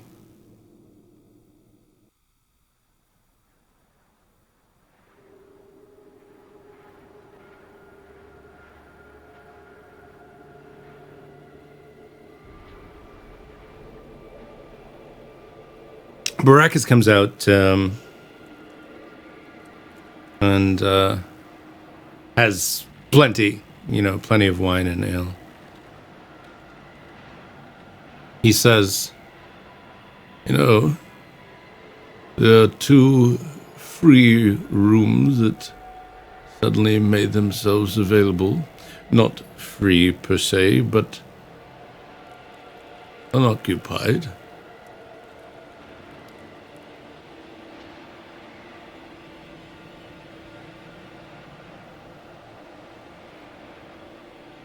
How would you like to deal with this? Do you continue about your way to create your own space far from here? Or do you want to stay in these vacant rooms? It's up to you.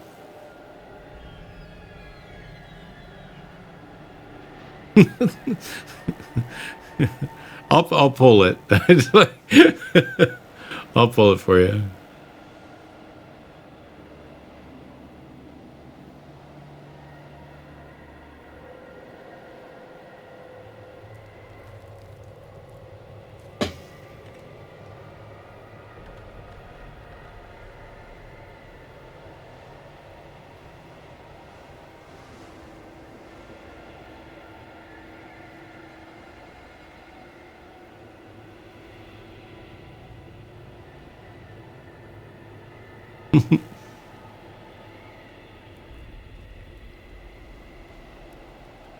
Thanks, Pierce Ellis. I feel like I haven't even really had a chance to do the voices, too much of the voices yet. These are all characters that I've played before, and they're fairly easy to voice. It does help a little bit, though.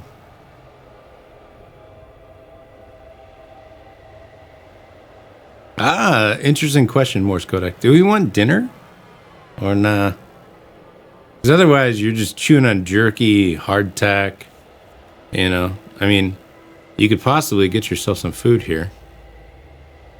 But you can go, trust me, you can go on what you have, which is kind of some travel jerky, some dried meats, hard biscuit, that kind of thing. You can make do with that.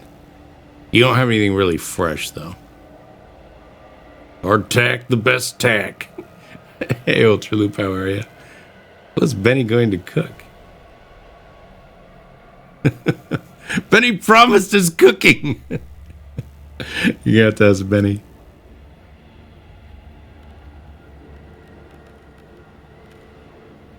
So far, it looks like you guys are not going to take these rooms.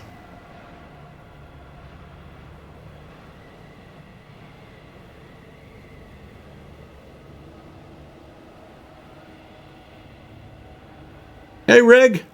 Hey, Jotan.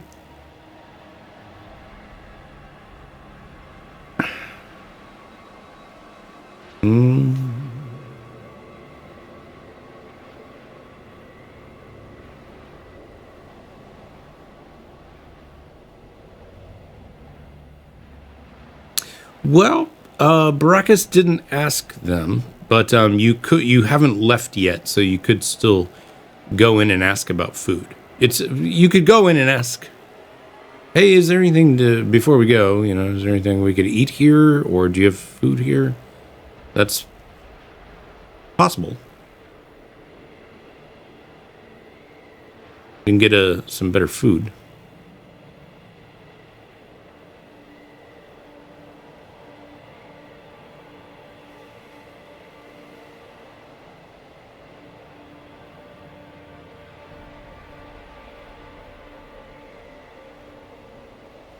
I think you guys have decided, though, that you that you are not staying here, regardless of the food situation. No one wants to stay here, or not enough people want to stay here. So You can go ask about the food. Send Baracus back in. Who's up for sending Baracus back in to ask about food?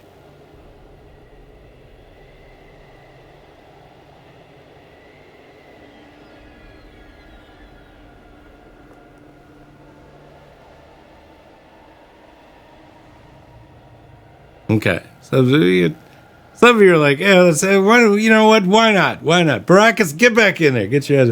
Benny's like, I told you I could cook for you out there. Okay, go in and ask about if you want the food from the inn. Go ahead. Go ahead and eat from the food from the inn. I'll tell you it's gonna be. I'll tell you what kind of steak you're gonna get. Rare. Well, your bloody steak. That's just sure. I told you I can cook for you out there. But go in, Brackus. No, go in. Go in. excuse me, madam. Madam?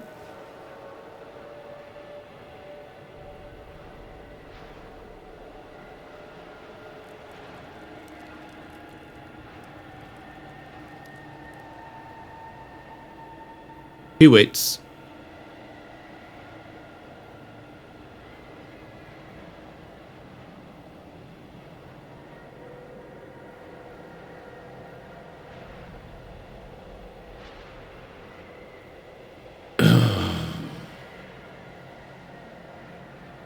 You there? You know where the innkeeper's gone? The woman who was just here.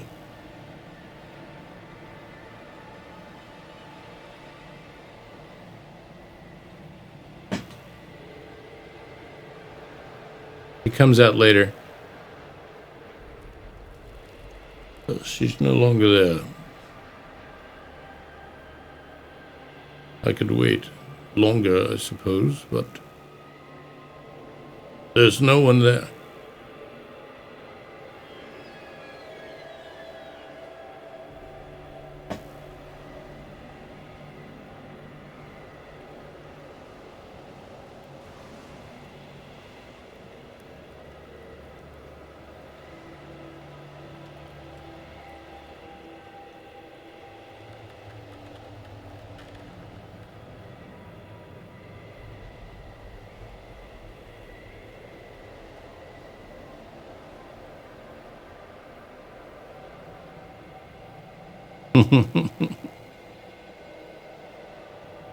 Okay.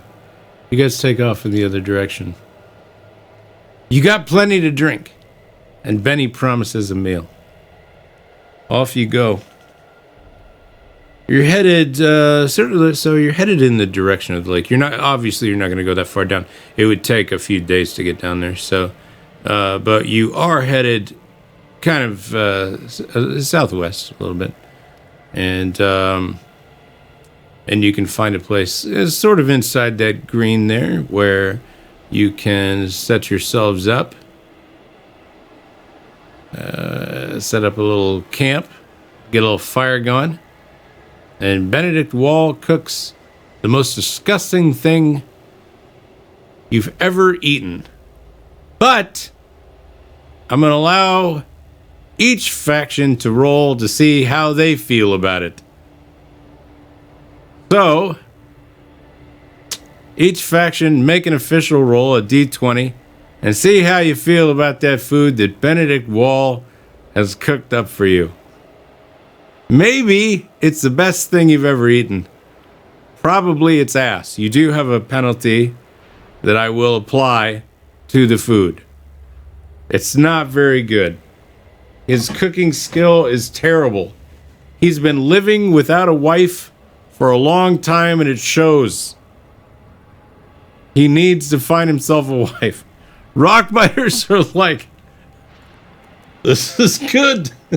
Wolf, no complaint out of Wolf. Doesn't speak to it at all. Just eats silently. Kelpie's like, this is good, right, Wolf? This is really good. This is good.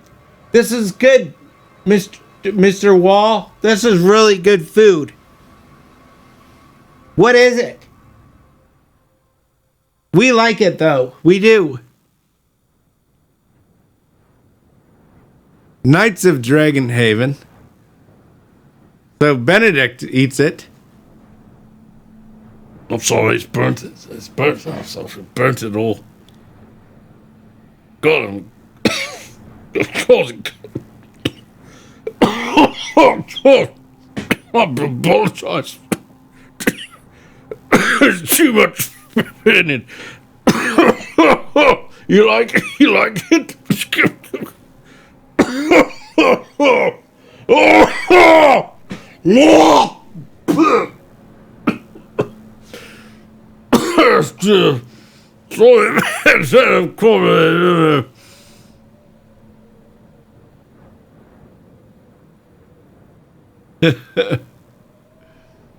Pure Solace guild or Knights got you overhead. In Forever hit it with an 11.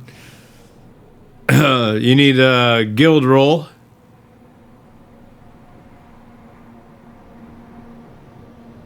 And a Bloodcraft roll. Zzz.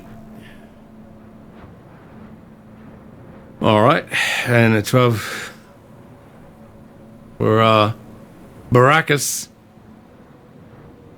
We're going to be saving some of this for later, Benedict. We'll appreciate your. It's very considerate, very kind of you, of you to cook for. Very kind of you to cook for us. He pushes it aside.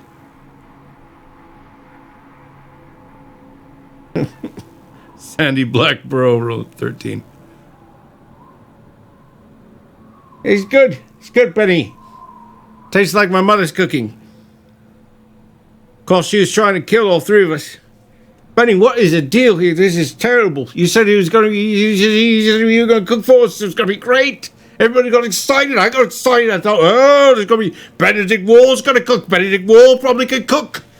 This is trash. What did you make this out of? What is this? I don't even think this meat is good. It's gone bad, obviously. There's something. Where did you get these eggs? They reek. The stinky eggs that you put in there. I don't know why you even put eggs in there. We don't need it. It's really. Next time we'll let somebody Kelpie. Anyone else can cook. I can cook better than this. I've been on my own for a while where I didn't have anything that I could cook. I didn't want to infringe on him and say, hey, could you give me something to cook with? Hey, do you have something I could cook it? I didn't want to do that.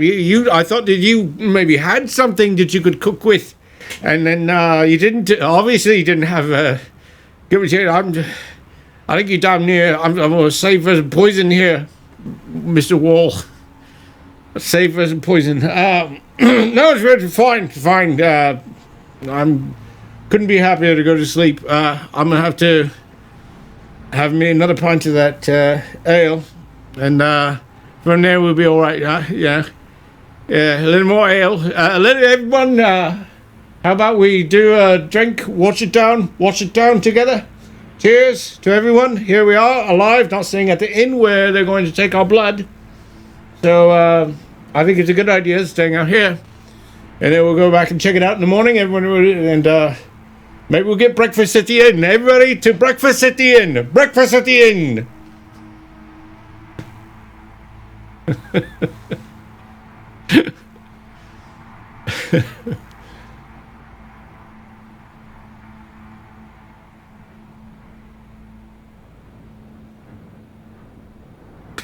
You had to roll you would have had to roll a 16 to enjoy that.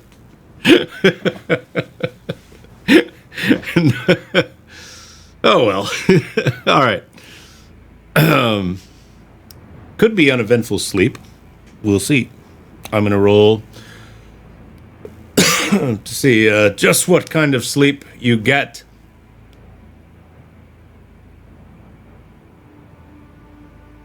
Cool rock. Kelby touches some bats, asked if they may aid in our watch, and we'll say, oh.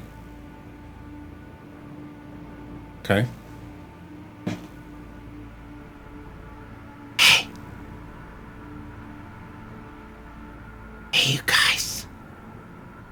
Go to sleep, Kelpie. Not you. Not you. I'm talking to the bats. What's you talking about? Hey, you guys. Keep an eye on us while we sleep, okay? You're sweet. Thank you. You look good today, too.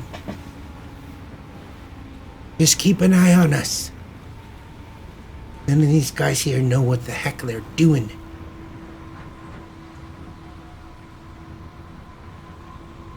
What are you guys doing? Catching bugs? You need some help? I'm good at catching bugs. I can fly real fast.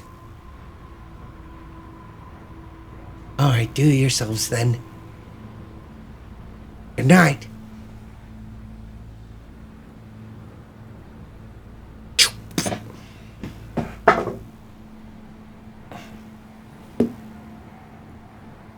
You wake up early in the morning. The sky is crimson. Looks like it's cut by a knife over the horizon. And the wind has settled down a little bit. You can still hear the howls. But it's certainly less than last night. Everybody wakes up. Everybody's still kind of hungry. Sandy and Benny are a little hungover. They'll be all right. Baracus gathers everybody up. Let's head back to that inn. See what we missed out on. Everyone gathers themselves up. Head back in the direction of the inn. Before you even get there, you can see something is amiss. There are no tents outside of the inn. They're all gone. But there are damp, muddy pools of sand.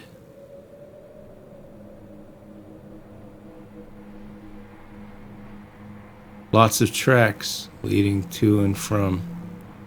Going back to the road and then back into the desert from whence you came.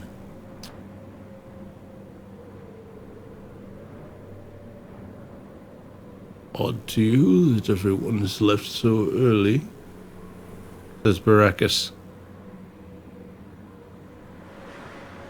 Aye, says Wolf. And he walks in, alone. Ooh. Sees a man there who is a very big, broad-shouldered man.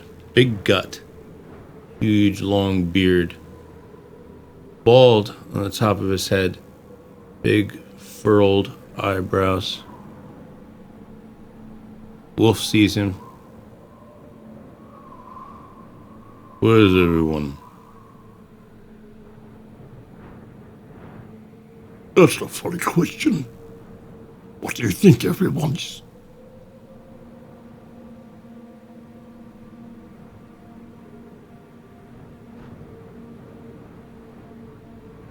Last night there were plenty of people here. Many robed people, I understand. Took rooms. They're gone. Of course they're gone. They're all gone. But one day gone next. This is the business of an inn. Who are you? My name is Wolf. Do you want a room, Wolf?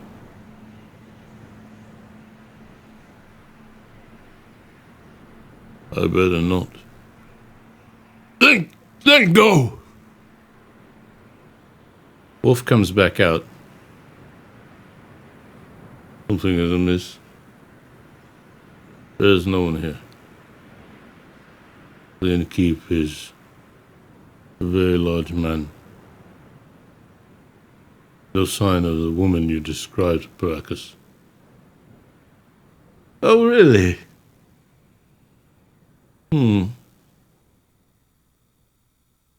Perhaps we have avoided a trap. No chance of breakfast then, says Sandy.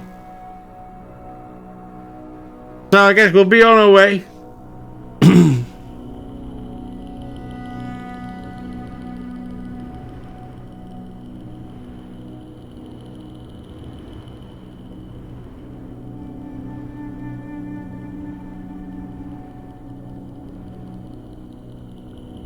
Anybody want to stick around, or are you leaving?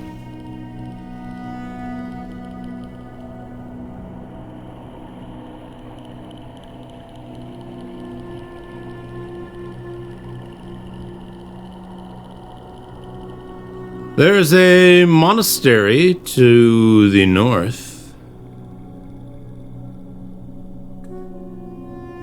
A lake and the Clot to the south.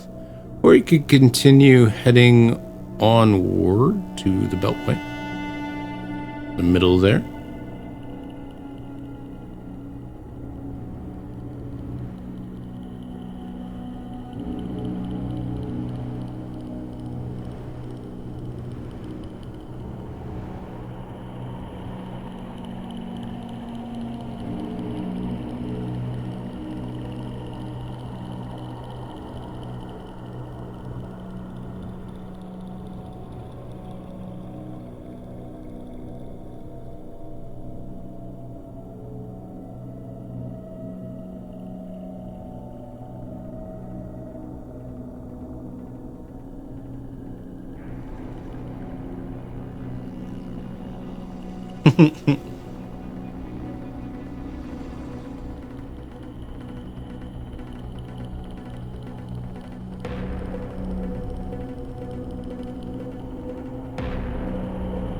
Actually, let me pull it for you. Let me pull all this for you.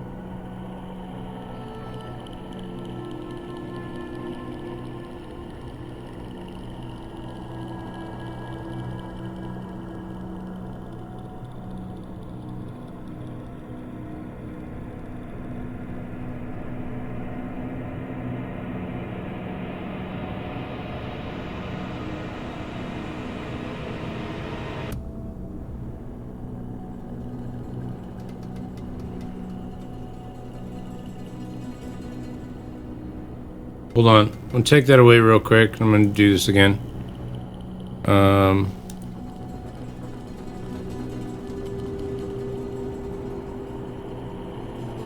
They didn't add that. There we go.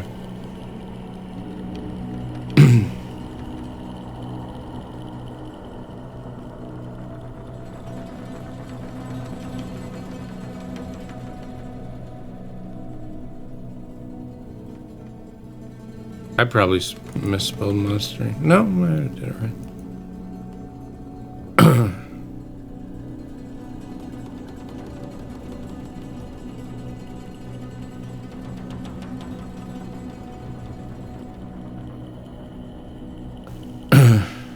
Belderador's Clot. While you're making your decisions, let me help you out.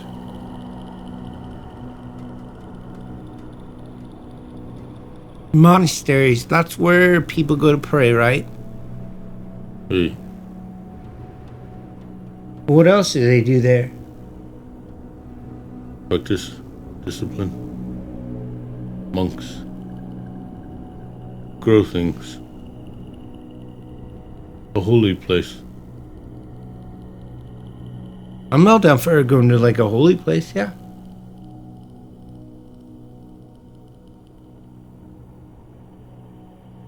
Sandy, what's the clot? Oh, but there are those clots. So down south by the mountains is where there's.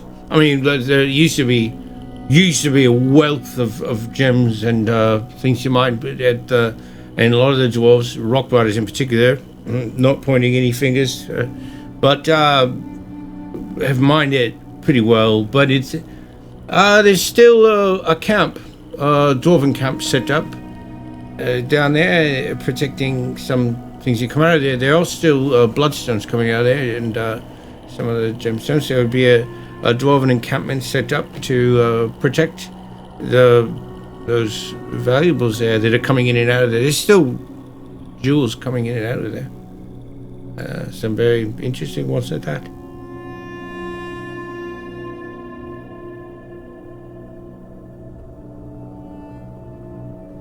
What about the Beltway? Beltway, let me answer this. Beltway, says Benedict Wall.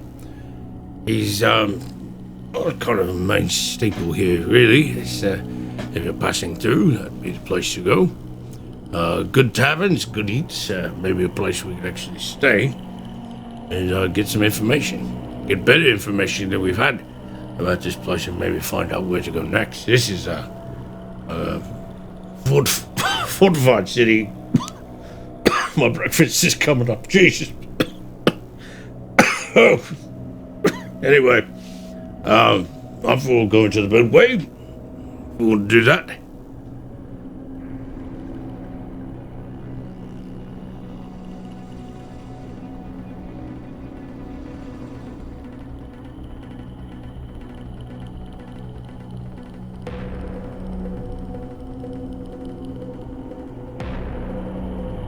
Hopefully that helps in your voting process.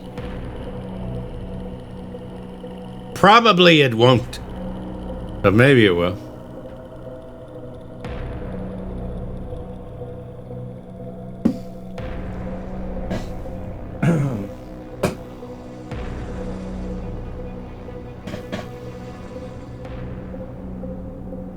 I'm going to let you decide. I'll be right back.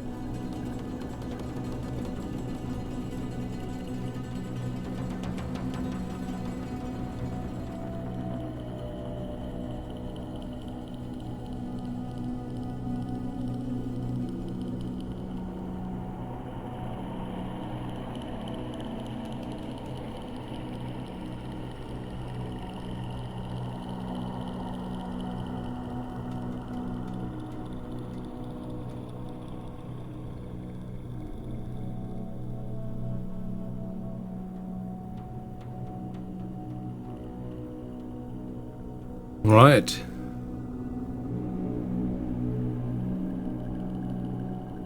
To the monastery. North. Let's bring that back up then. All right.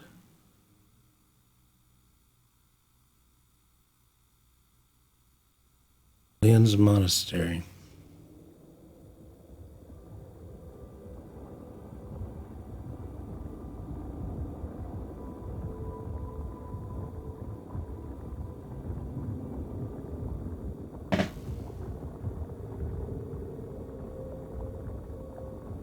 All right then, says Benedict.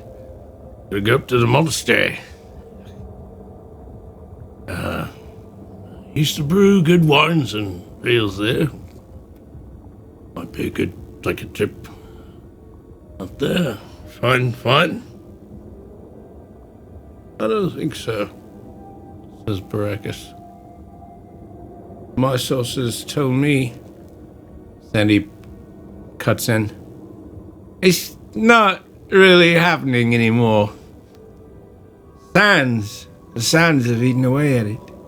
What we're going up to visit is a monastery that was. Sands have come down so hard on it, the place is practically buried. Not to say we can't find some adventure there if that's what we're into doing. But the monks are all dead. They're long since abandoned the place. We're going into tombs, my friends.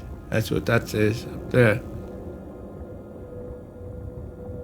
Well, I wish you guys would have told me that before I said let's go there, but I still think it could be cool, so let's go there.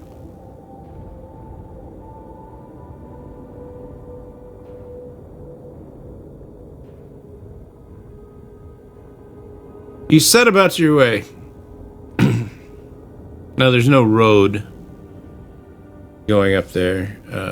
You basically just have to forge your own.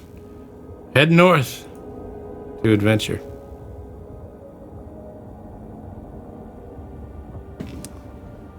The day's pretty easy. The sun high over you, warm. Nice change of pace from Lorath, where it was raining constantly. It's nice to travel and be dry. Like I said, there's no roads here, so there are no real encounters. That said,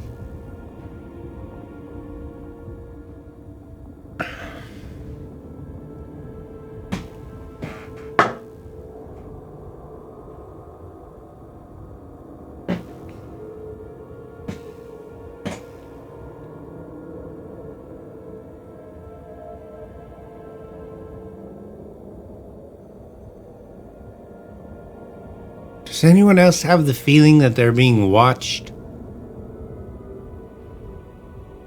Well,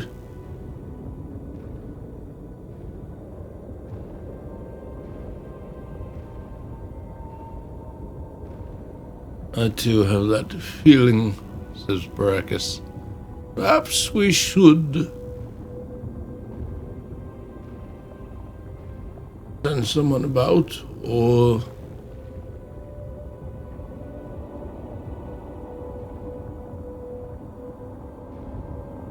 get together, find a shelter. You guys feel like you're being watched, huh? Ha ha ha. I always feel like I'm being watched, says Benedict. I feel like I'm always being watched over. It's not an unkind watching, surely. I'm used to it.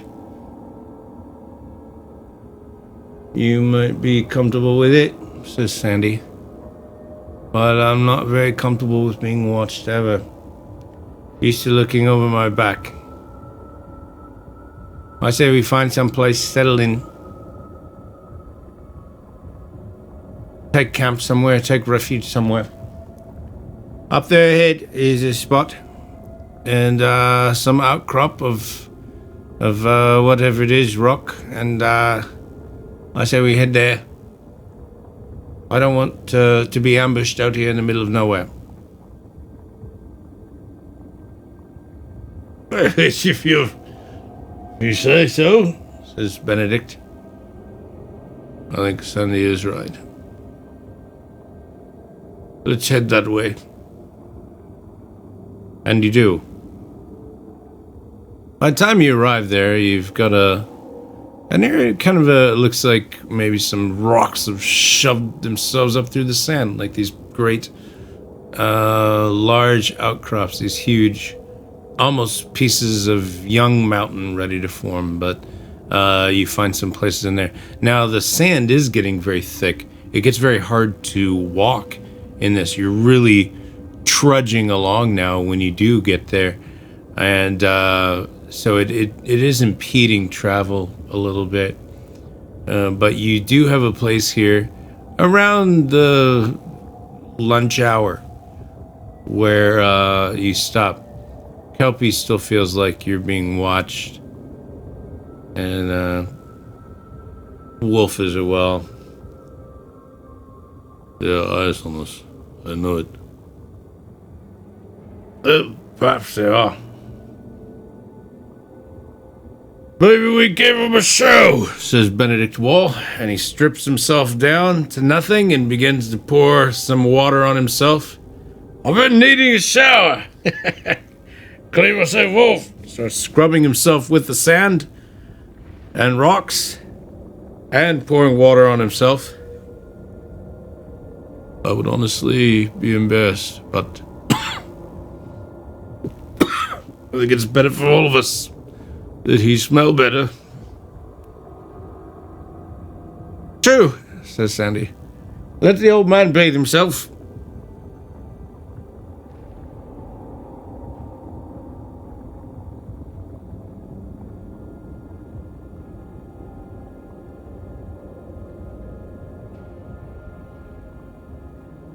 How long do we stay here? Says Baracus. We may as well continue heading towards the monastery.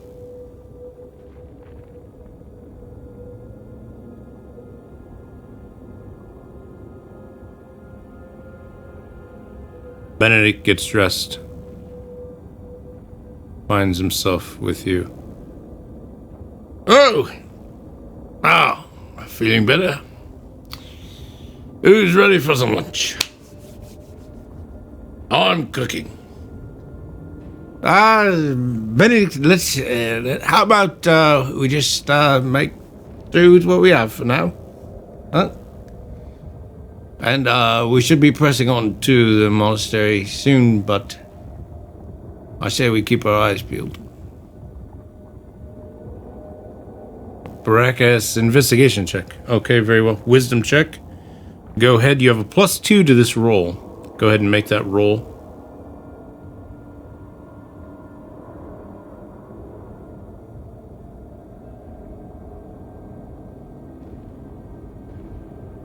You know what it is? It's under the sand. As we walk, tremors are inviting something. There's something beneath us. That's it, Says Kelpie. that's why I couldn't figure it out. It's not that something's watching us, something feels us. Right, Wolf?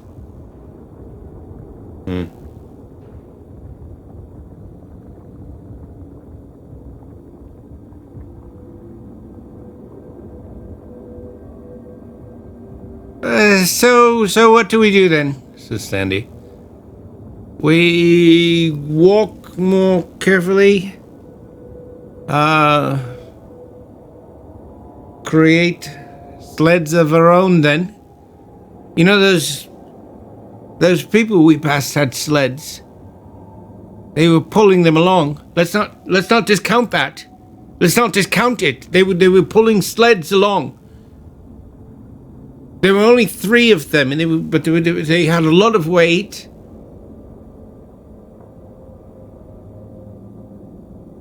I'm not sure they were pulling sleds because of the weight.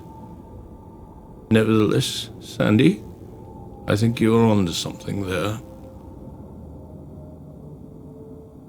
Perhaps we should create sleds, and some of us be pulled Well, I can fly.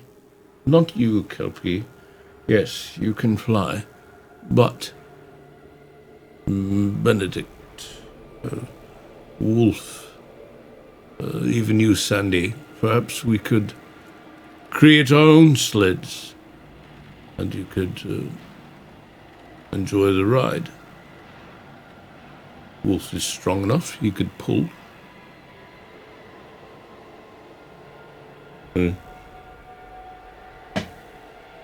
Strong enough, I can pull.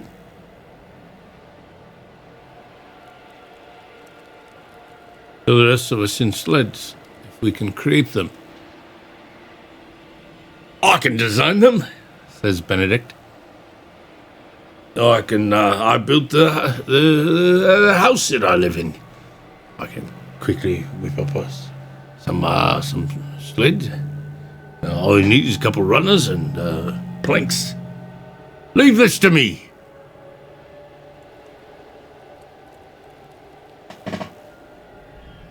Knights of Dragonhaven.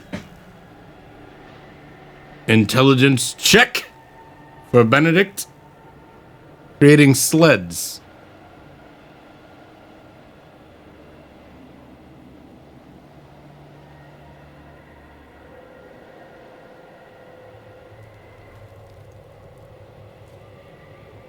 Hey, Donkey. That could be a role for you.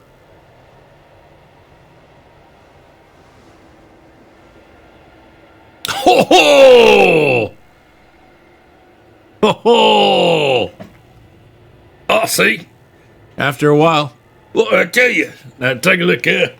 Now everybody can climb on board, and we can pull you to the sun, and we're not going to alarm anything underneath the sun, right? Am I right? Oh, Penny, come to your aid again. Climb aboard, and Wolf, you'll pull. Wolf and I will pull. Everybody else climb aboard.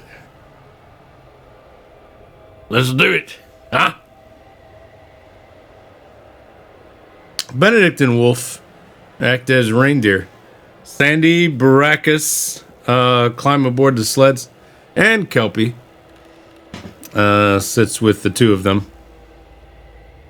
And Wolf says, I could pull all of you. Boy, let me help you. I can do it. Rock Biters. Can Wolf do it? Strength check. He might be able to get you there.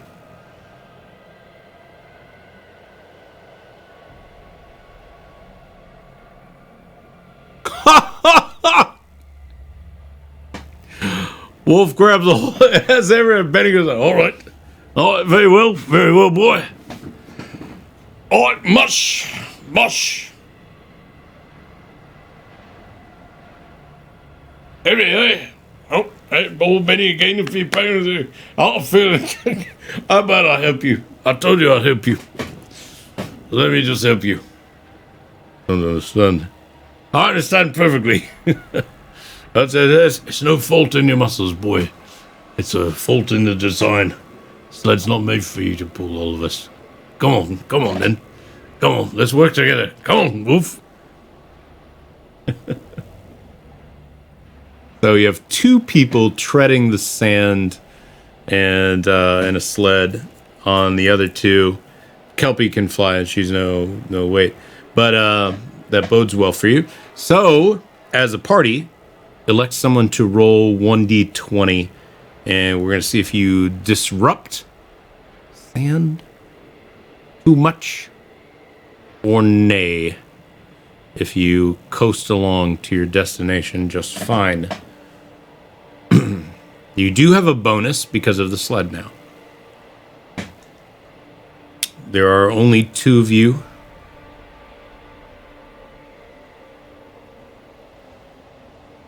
But we need one effort here that goes for the whole party. Somebody's going to have to roll it. You have a bonus with Benedict Wall, and you have a bonus with Wolf.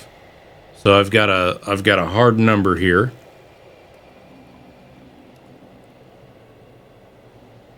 I'll tell you what the number is. It's +3. You have a +3 on this. Just decent. Just don't roll really low. Be all right.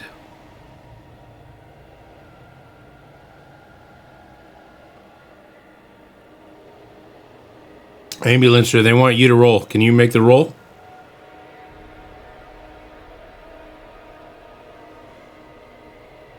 Awesome Twitch name. You could do it too. You have a +3 to this roll. Okay.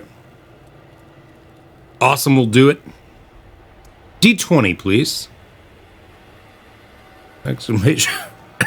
Exclamation point D20. You have a +3 on your roll.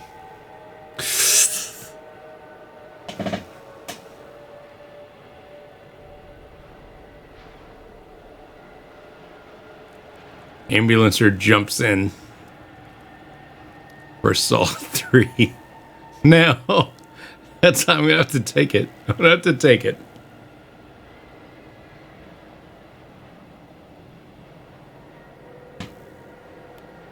You're getting close when the ground starts to shift. Hey, boy. You feel something beneath us? A ground flexing like a bicep.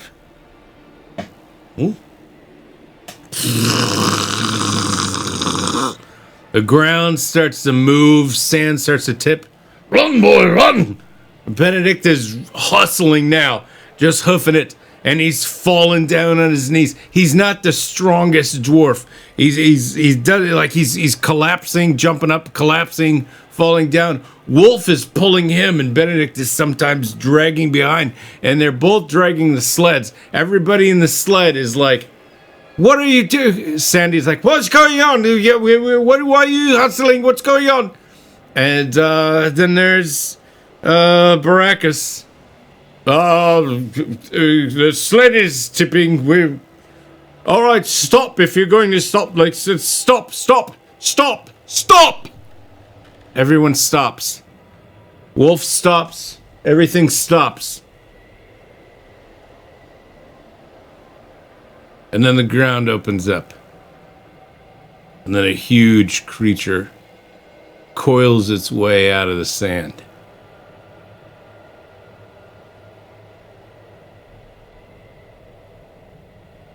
Oh, God.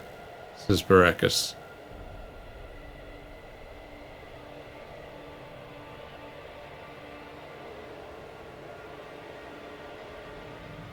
Prepare yourselves. All right. Is a huge worm-looking thing. It's white, pale, dripping. It has tiny little hands, or at least little clawed tentacles. A gaping maw. No eyes that you can see. It opens up, there's sand, again, cascading off it in huge blocks. You woke up something. And that thing may or may not take initiative. I'm going to give you the party initiative of a D20. So if you can beat me in initiative, you can decide as a party which factions go first, and you will all get a turn before I do. If I win, I'm going to attack. And I'm going to attack whoever I can, and that will be random.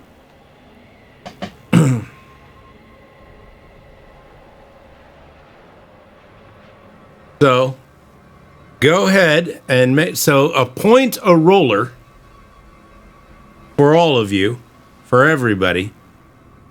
And I am good. And don't hold it against them if they don't roll well. This is the fucking luck of the dice. This is luck of the dice. But then you will have to order yourselves into a, like, who goes first, who goes second, etc. And come up with that. But whoever rolls this, this is a fucking random roll. They're just getting thrown under the bus. Each faction will, it'll be, so it's your roll collectively against my roll, but if you win, you get to choose how every faction responds, and each character will get to go in your own order. You will get to order them, but you will have to face me in a one-on-one roll-off for initiative. I may be attacking you first, depending on if I win, but one of you must roll against me.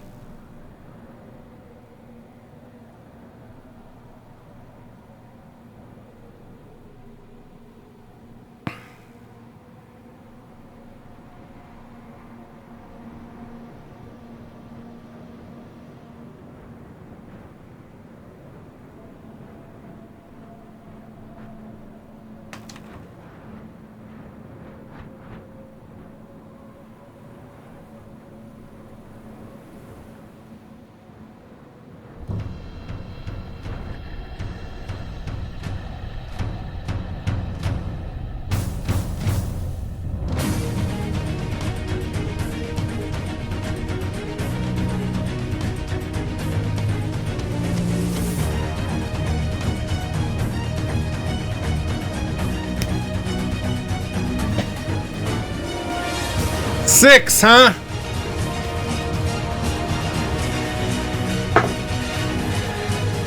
I've got a... Do you want to see it? I just beat your roll, but... I'll roll twice. I think I can beat 6 twice.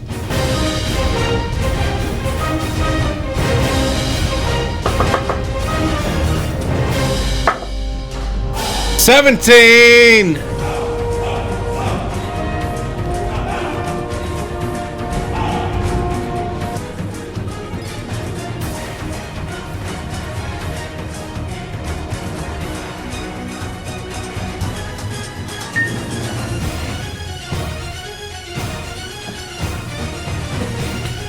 This thing bursts from the sand, throwing shards of sand everywhere, and they are caught by the wind and blown to your face like glass.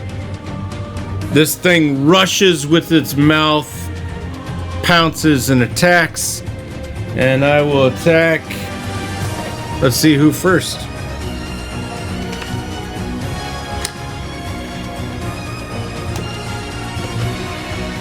Gotta pull out my dice.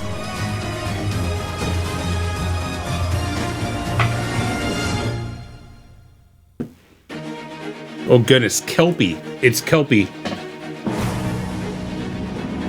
Kelpie has a really good AC. She's got a really good AC.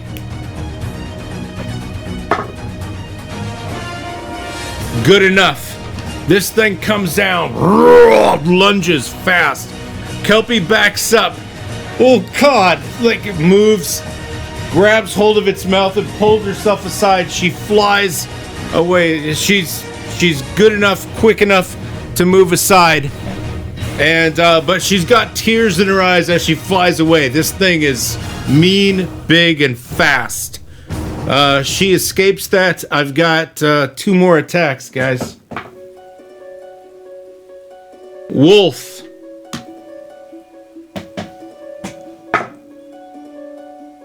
Wolf's AC is pretty good too. He might be alright. We'll see. Wolf. Oh, Wolf's AC is even better. Boom! Wolf stands his ground. This thing comes crashing down again. Wolf just lowers his head, puts up his arms, blocks. Boom! Tries to stab it. Gets nothing out of the stab, but moves the worm's mouth aside. And it does not touch him or break him at all. He stands there. A bit of sand that swirls around him as it goes off and moves away from him. This thing ain't attacking Wolf. final attack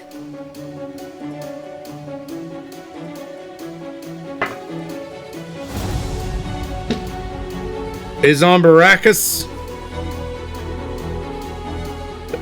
Baracus is in trouble. If I roll well on the attack, he does not have a high AC or high HP, and he's not protected right now.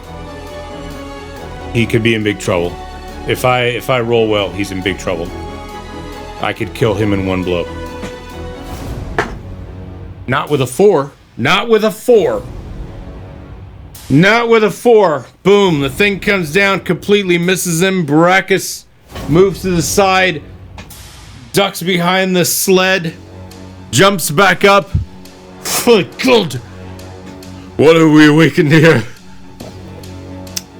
Your turn, fellas. Now, you may decide order of initiative in terms of faction. Faction initiative with your own. You control the party. Of your 5 characters, put them in order. Who goes first, who goes second, who goes third, etc. I have those are my 3 attacks.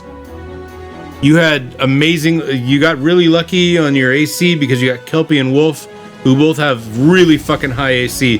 Baracus has a low AC, but I happen to roll low on my strike. So you got very lucky.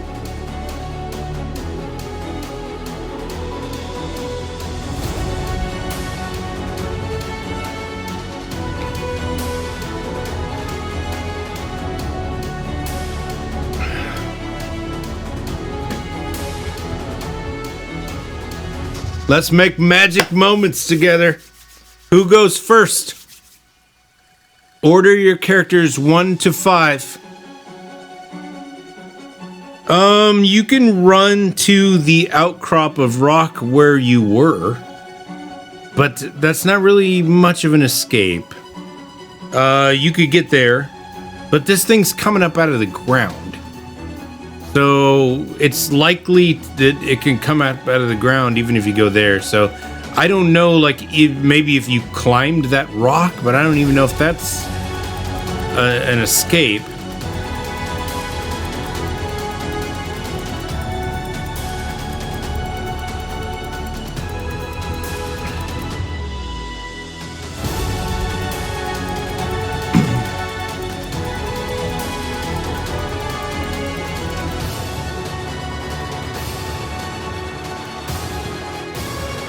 Order it up.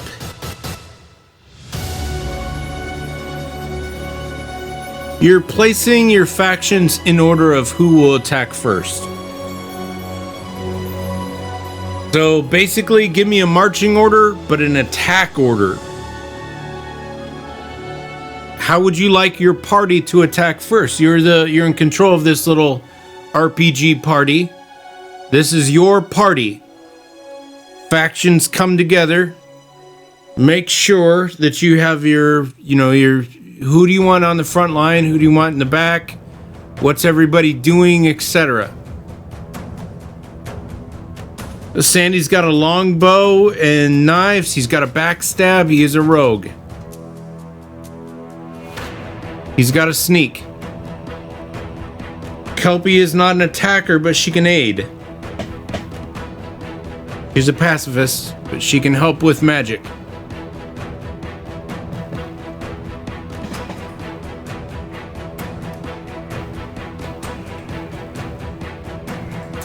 Benny went, you chose to go the route of like battle mage for Benny. Benny used to be like a fighter. So I would say what you can do for now is like basic fighting stuff. We haven't worked with Benedict for a while. We can flesh out his stuff later, and I'm sorry, but yeah, he went Eldritch. So like he's got some really, like we can do some basic stuff for him. Eldritch stuff and basic fighter stuff. But that's what he has. And Eldritch, I can give you your Eldritch stuff. And I can give you the basic fighter stuff if you need. But we're talking, he's got second wind and action surge and stuff like that. But you chose to go Eldritch with him, which surprised me. But you kind of wanted to do something different.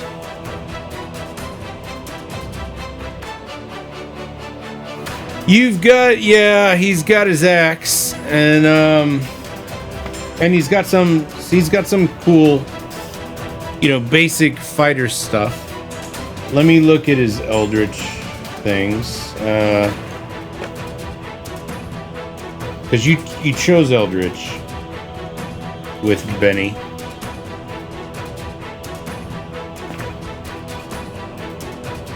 Let me grab it real quick. We need to light him up later and make sure that we have everything for him, but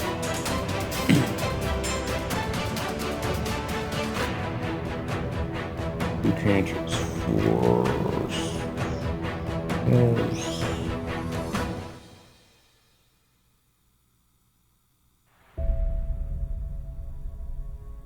You have a weapon bond, which you can do with the axe, but you would have had to have prepared that an hour in advance. So we don't necessarily have that now.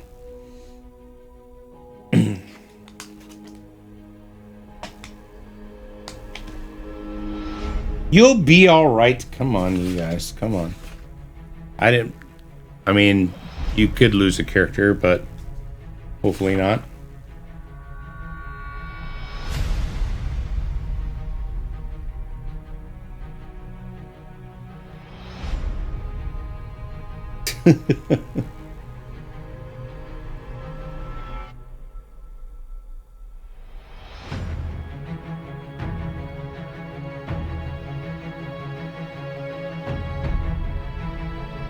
You're gonna have to choose his Eldritch spells. You've got an axe for now. Promise you, after the evening is over and Benedict is still alive, which he should be, you'll be all right. We can figure that out. You guys can play this all right. It's not going to be that bad. Unless I fucking roll a 20 on something, you should be all right.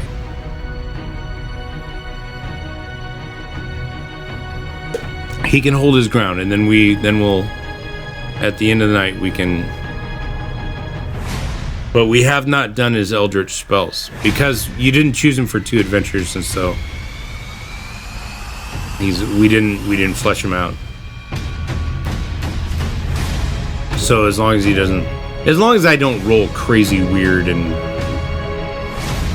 we'll be fine. You'll be fine unless you die. I think you'll be all right. He's resourceful. I will give you opportunities. If you fail all rolls, I can't help you, but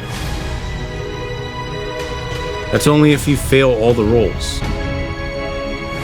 All right, do we have an order? Who's doing what? Do we have an order? Don't put Benny on the front line right now. Keep him in the back.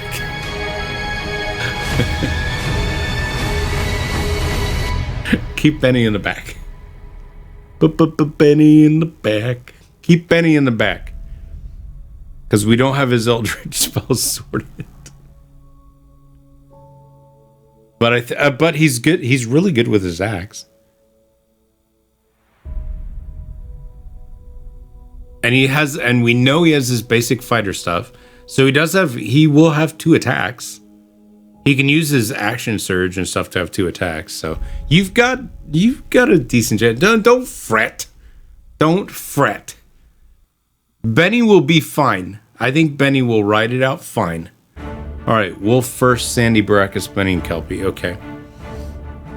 Is that what we're going with? Does everyone agree with Punxsutawney? Does everyone agree with Sonny? With Wolf, Sandy, Baracus, Benny, Kelpie. Is that good? Yes? That's the attack? Okay. Wolf, in. Rockbiters. Longsword chosen. Roll up. Make your attack roll. Oh, God.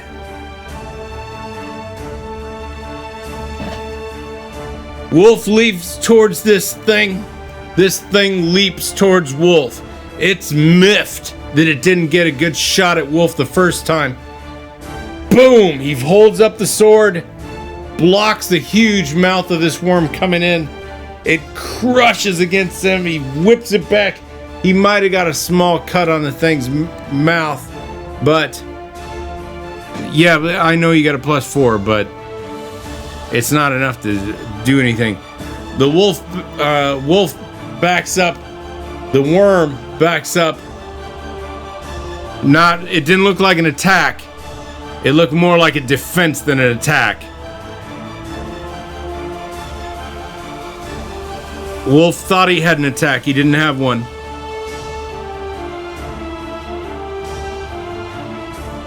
Sandy, you're up. Longbow or knives, and then go ahead and roll your attack. He's got 2 knives. They're both 1d4. Or you can do your longbow. Your longbow's 1d10.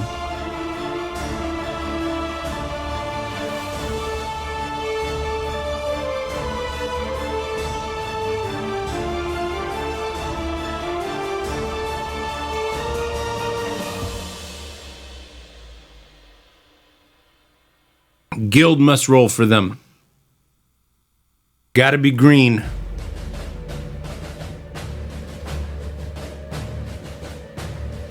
Yeah, it's a guild move.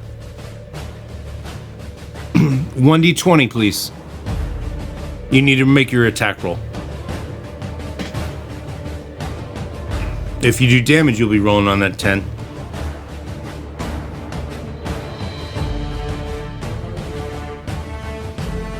Ten is damage. You got to do the attack roll first. There you go. 13 with the plus is good. So Wolf just buckles back. He tries. He gets a cut on the mouth, but he's not sure it's there. Whoosh! Right in front of him, Sandy jumps and slams onto the ground. Pulls out this huge bow and stakes it into the sand. Wham! Let's go with his fucking leg and arms. A clean shot. It's a hit. Go ahead and roll your d10 for damage.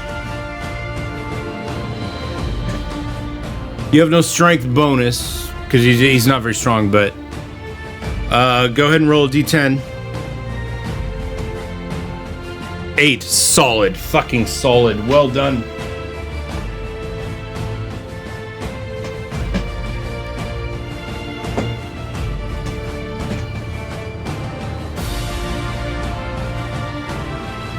Boom! One of those arrows lands into the lower jaw, comes right up, parts a tooth right between the teeth of this huge sandworm-looking thing. Sandy jumps back up. He's got the bow again. He's ready to slam it into the ground and jump for another shot. But he won't do that yet. Not yet. Baracus. Baracus is up. You've done first damage on this worm. Well done.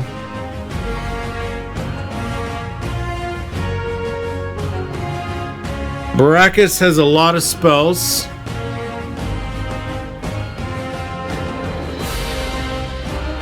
It depends on what you want to do.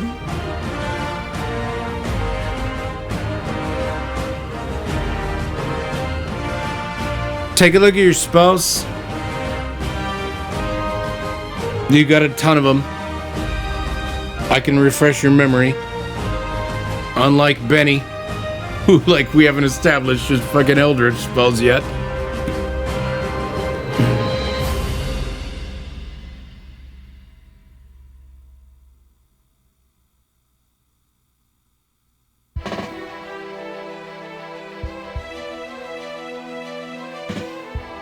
Bloodcraft, you'll want to decide what you're doing first.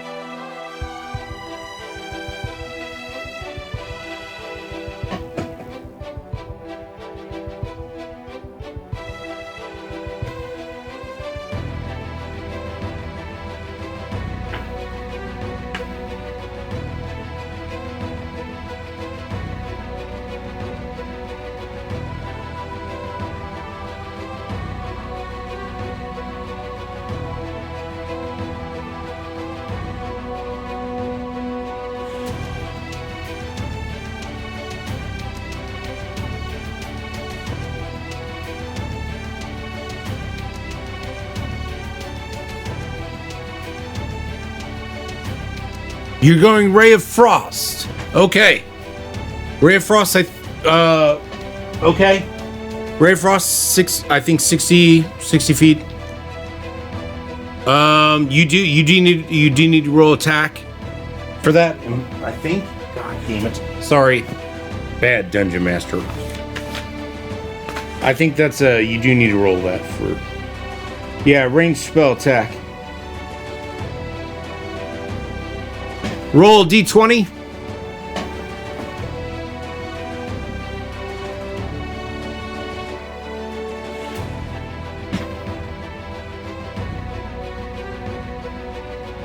Ray of Frost is good.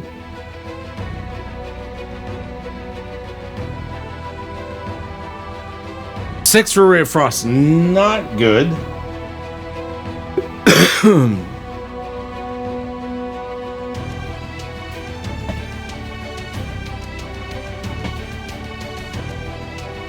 Baraka steps back, his eyes flip white and then go blue.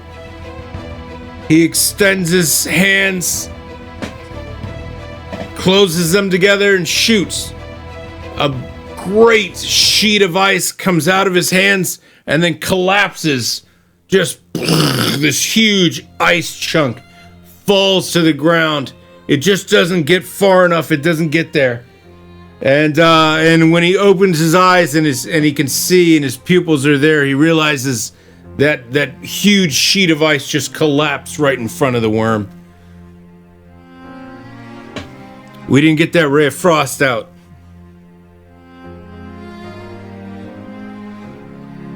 Benny. Benedict Wall. Knights. Knights of the Axe. That's all you really have right now. Well, you have action surge and stuff. You can get 2 attacks out of this. So can Wolf. Wolf and Benedict can attack again using their action surge if they want to, or they can hold on to that. Come on, guys. Yes, Kelpie can. But it's not her turn yet. She can do it on her turn. So it's Benedict's turn. So on Kelpie's turn, she could use it, and then Benedict could do it on the or Wolf. She could use guidance on Wolf or Benedict on their following one. Or it would apply to the next round if you wanted it to do that. I think you know. Axe him.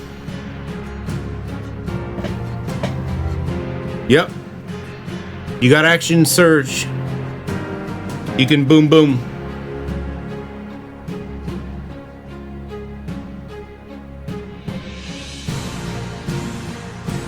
Let's see what Benedict Wall will throw down.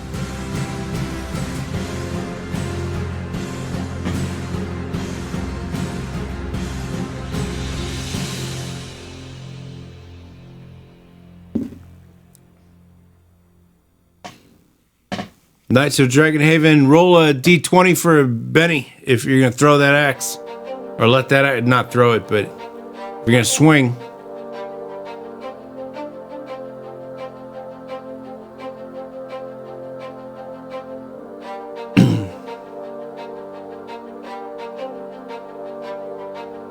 Seven.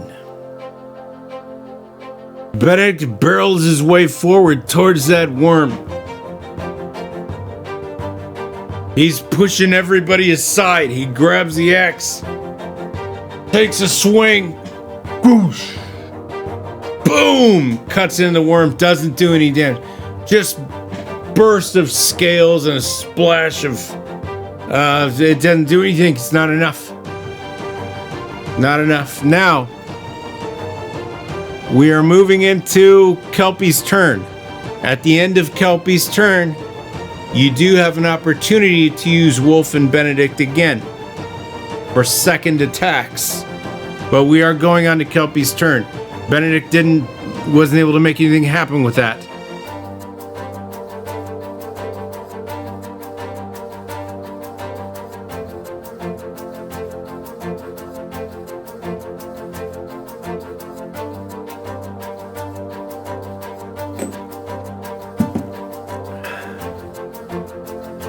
Kelpie, you're up. Kelpie can cast guidance on one of them. On Wolf. All right, Kelpie using guidance on Wolf.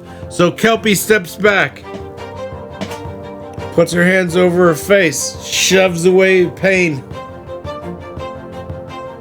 blesses Wolf. Wolf opens his eyes again. He sees more clearly. Now the target in front of him is a lot easier to hit. He sees this worm, charges and attacks. Go ahead, Rockbiters. Make an attack using Wolf, and you've got guidance on your side. There you go. There it is.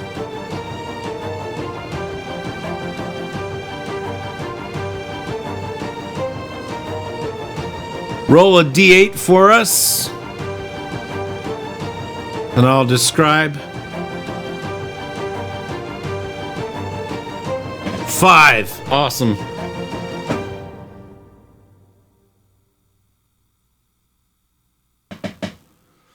Wolf sees this thing come at him, and it's like he's in a whole new world. He's in this weird zone where he's just seeing it differently. It's a different color. It's a different space. He's almost in slow motion.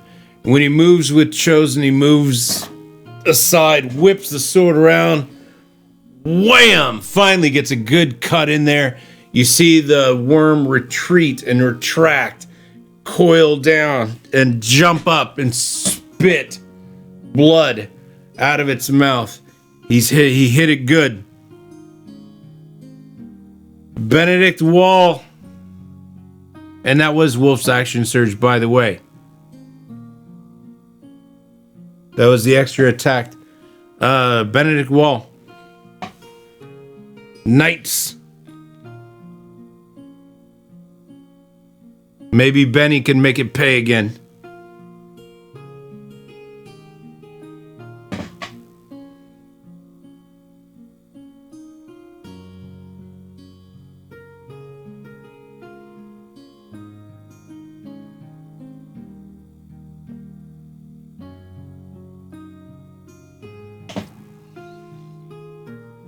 A 9 for Benny.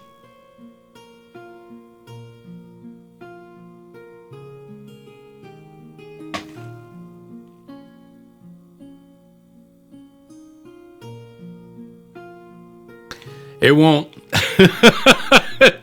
You're just fucking short.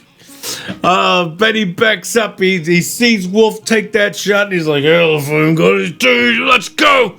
Runs in there, rushes with the axe, swings again, largely misses because Wolf took such a huge chunk out of the worm. The worm buckles and moves back. Benedict did not assume that he was going to be there, so it's almost a clean whiff, but he gets a slight nudge on it and gets a small piece of it. It's not, it barely goes through. There's nothing there doing. Benedict had a decent opening, but yeah, we'll say that Wolf fucked it up with his hit. So we get that. We're back to me. And I'm gonna run through you. I got 3 attacks. I'm gonna do my random, see who we're heading towards, and it's Kelpie again. I don't know how he fucking gets Kelpie. Kelpie's actually, that's good for you because Kelpie has a really high armor class. So like, unless I roll really high, it's unlikely I'm gonna hit her. The Kelpie and Wolf are like your best fucking. If I roll them, yeah, not even close. The worm backs up, slams back down. Kelpie moves aside. She's very quick to move out of the way of that. She sees him coming almost in slow motion, so she is out of the way. Second attack coming.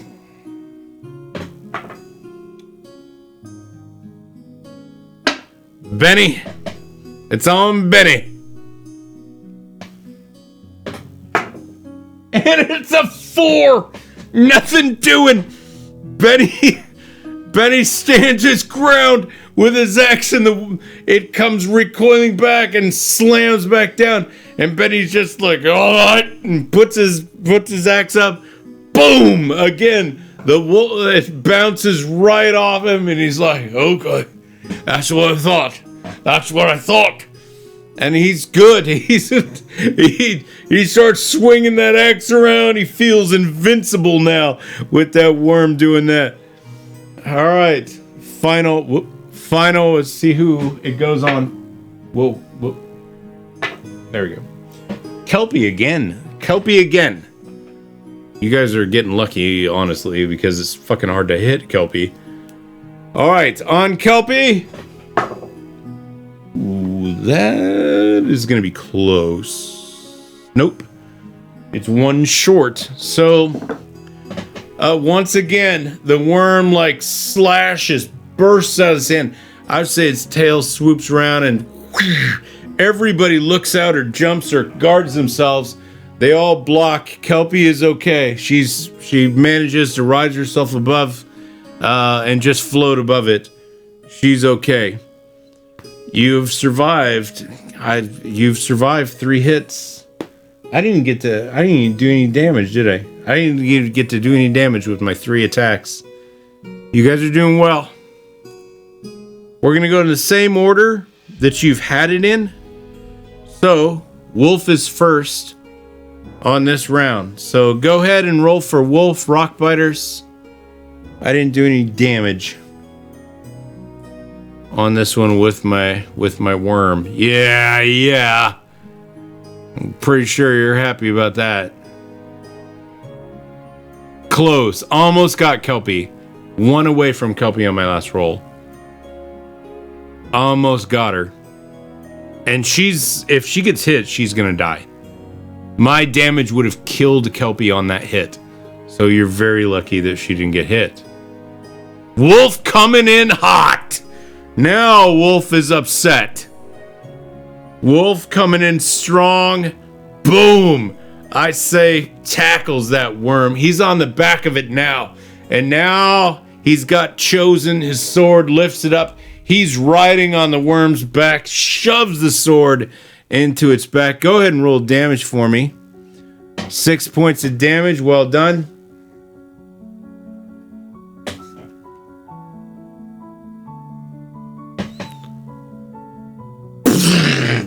Digs the sword in, holds on like it's a saddle horn, holds on to the worm and stays on board of it with the sword out. Finally grabs hold, yanks the sword out. He's ready to strike again. We'll see about that. But we're on to Sandy. Guild, make your roll. Good job, Rockbiters. Solid rolls there. Sandy has to go. 3. Doesn't do it. Sandy rolls away. Thinks he's got a shot. Wasn't expecting Wolf to jump on there. Wolf jumped on the worm at the last second. Sandy thought he had a shot, let go, saw that he might have hit Wolf. So he turned it last moment and just let it coast. The shot goes wild. Didn't want to hit Wolf. He didn't know he was going to jump on there, so he fucking, at the last second, moved the shot. So Sandy doesn't have a shot now.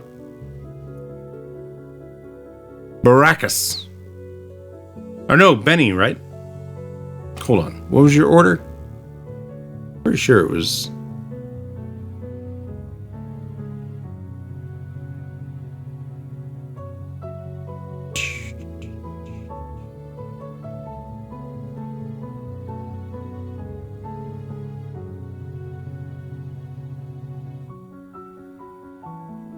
Baracus, yeah.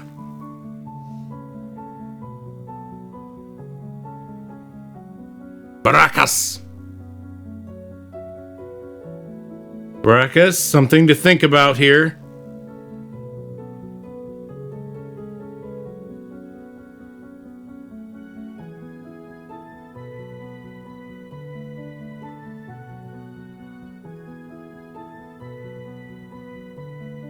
Oh, really?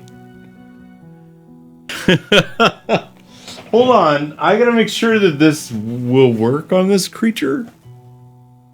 That's one of my favorite spells, but I'm not sure that is that okay?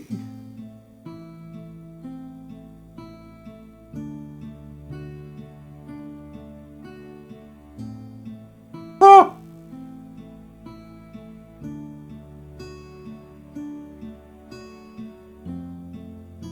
Oh.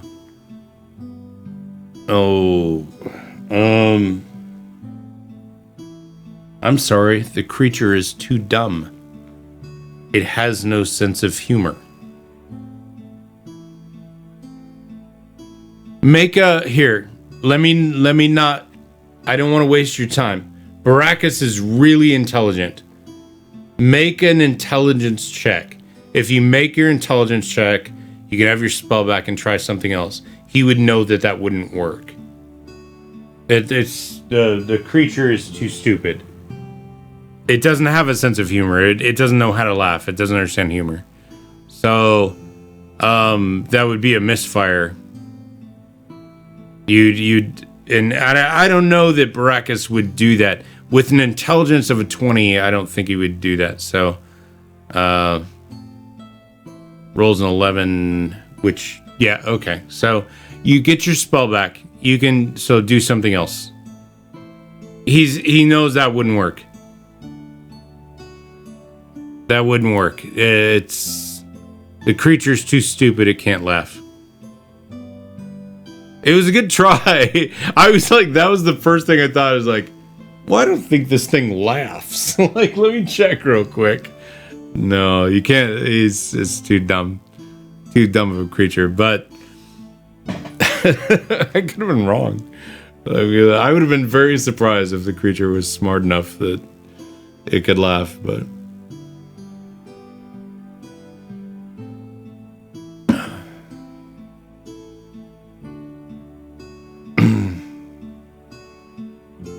What do you want to do?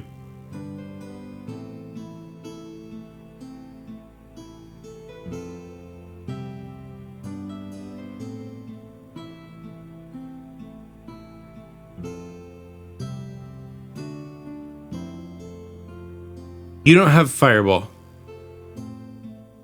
You want to do rope trick, okay? And get out of there. Rope trick and get out of there. That's what I'm hearing you guys say. And I don't think there's anything that would impede you on that. I always have to check anymore because I don't think it would.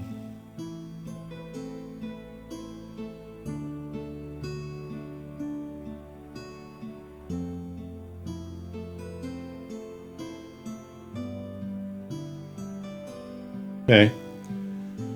It'll work. You've got rope. So you've got rope. You can easily like throw the rope up in the air, catch it, toss it into an oblivion, and then begin to climb. Baracus can get up there to safety, and he can say to everyone around him, "Up, up, up," and go. So he's safe. he's safe. And he has told everyone else to climb up the rope. But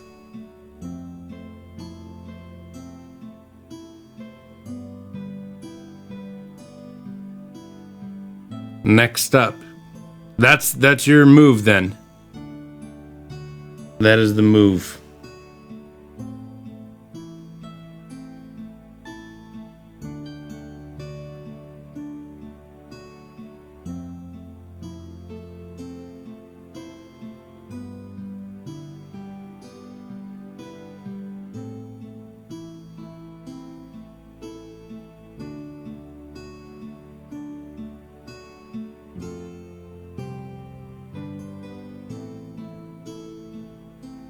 So you got Benedict and Kelpie next, I think.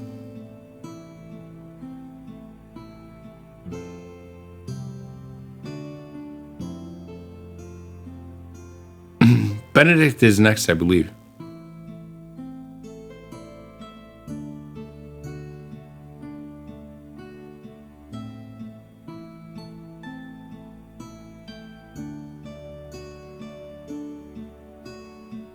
Benedict Wall.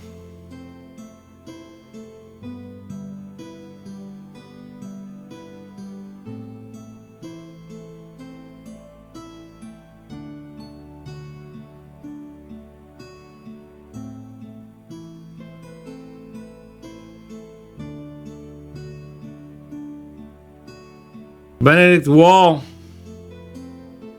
Up to bat. Go ahead.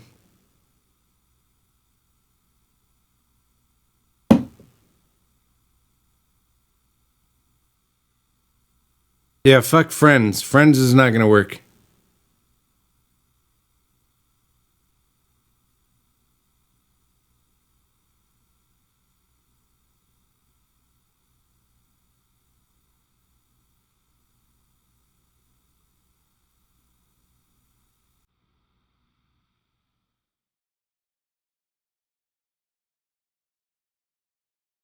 You have one attack right now.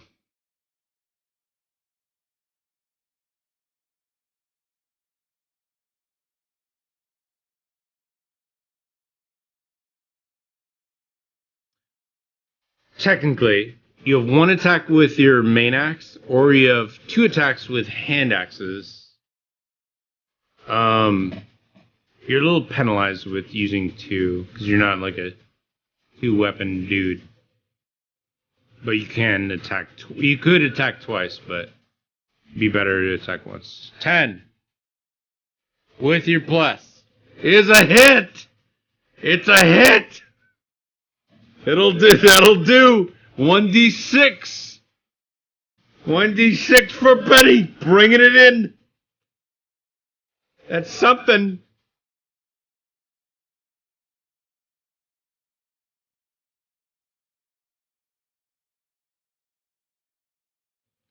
Benny saw Wolf jump up there, and he made a jump himself, and he couldn't hold on. He could not hold on to the worm as if, well, his wingspan is not as great as Wolf's. So he jumps, and he can't hold on. He starts sliding off, but I'll be damned if he doesn't come in hard with that axe, doing 5 points of damage on a 1d6.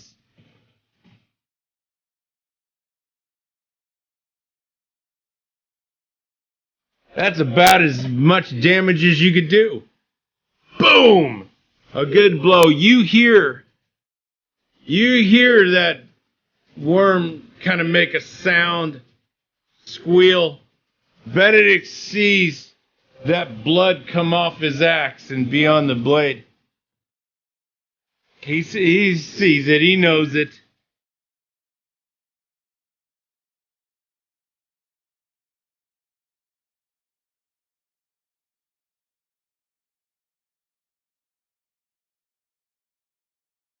That's good cuts.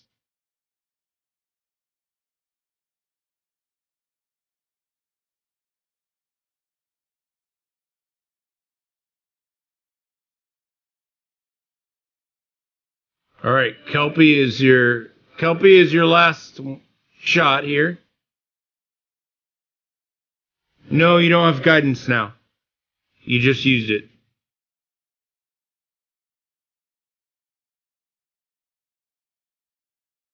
Kelpie has to do something else.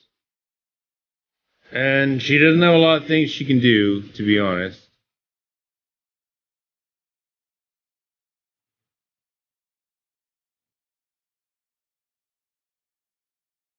This is not really where Kelpie excels. Battle is not Kelpie's deal. Like, you don't want to get Kelpie in battle. She doesn't have a lot to offer you in battle. But no, she's done guidance, and that's...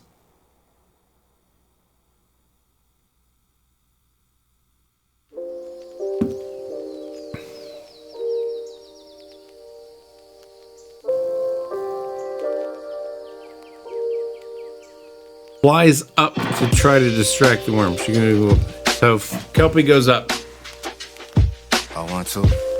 Sorry, hold on. Let me turn off this music. Apologize for that.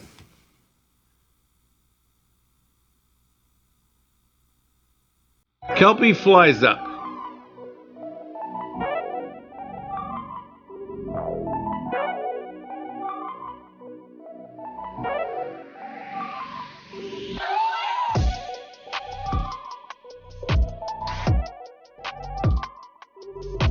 Tries to distract the worm by making a lot of sounds and making herself bright.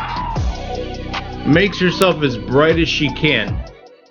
Like flashing colors and sounds and yelling.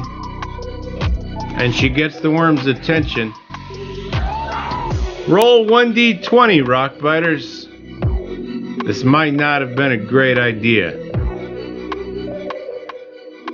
You might have distracted the worm, but at your own cost.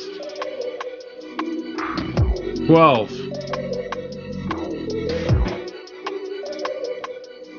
You're lucky your dex is a 20. No, she's got a dex of 20. The worm comes at her. It sees her, it's distracted, it shoots itself at her. She ducks low, flies under it, spins around it. Yep, you're fly fishing now. She's moving around and distracting the thing.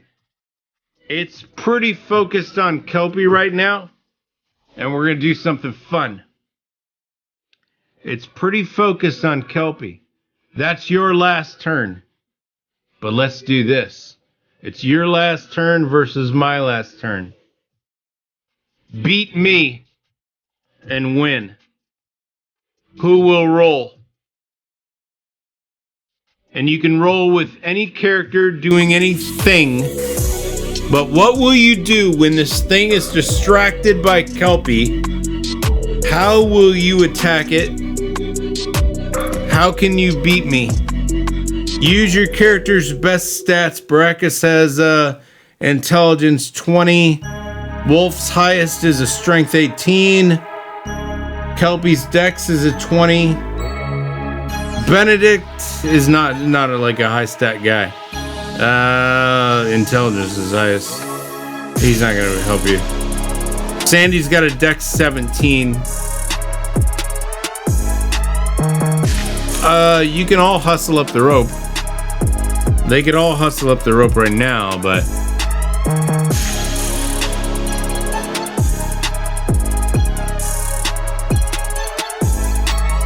Wolf is your best basic attack with a strength 14 plus chosen. He's got a plus 6 on that attack.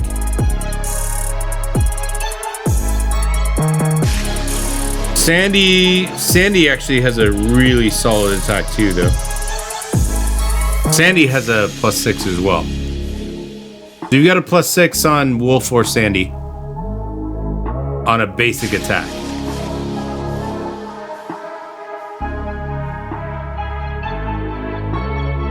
But you gotta beat me. Gotta beat me with the roll. I will show you the roll. Just so you know.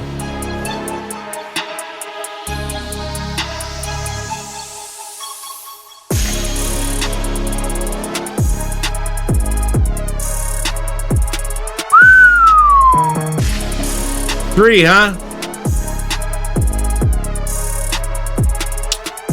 Ouch. Ouch. Owie.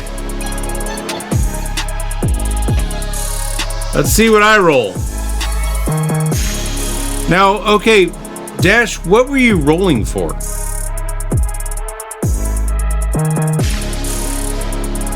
Yeah, I kind of want to.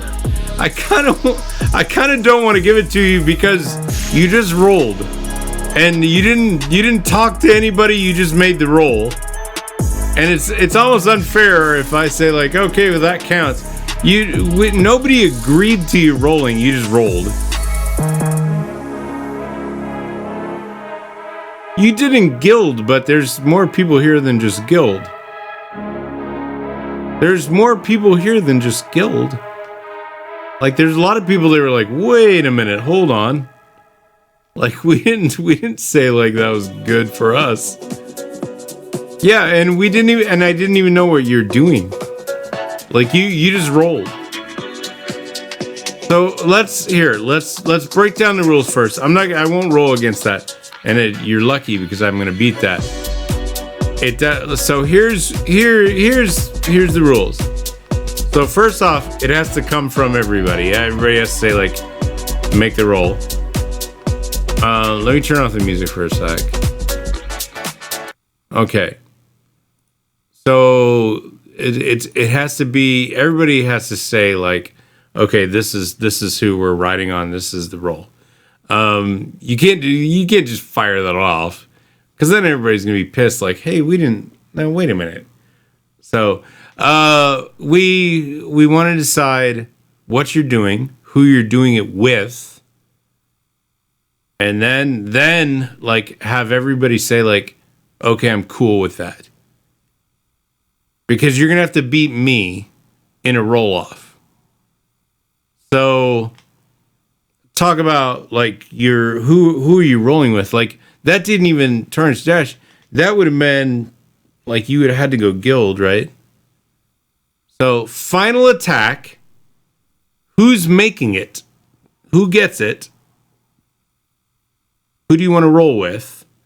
And then what are you doing? And then I will. Wolf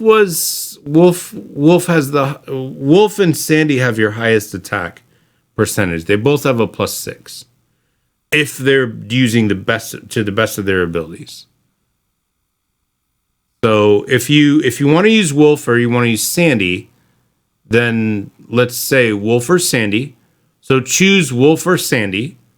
They both have a +6. Sandy would be +6 with the longbow. Wolf would be +6 with Chosen, his longsword. So you'd have to, and that narrows it down to who can roll. And then we go from there.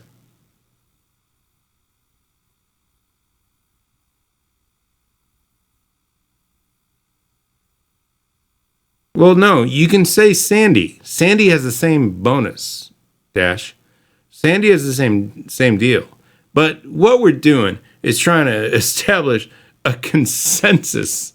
Like, you can't just go fucking rolling and then everybody in chat be like, wait a minute, like, we didn't fucking discuss this. So Sandy or Wolf, here, let me pull it. I'll pull it for you.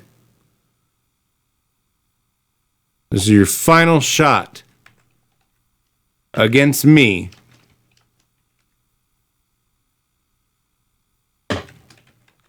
Sandy and Wolf have the best percentage of hitting.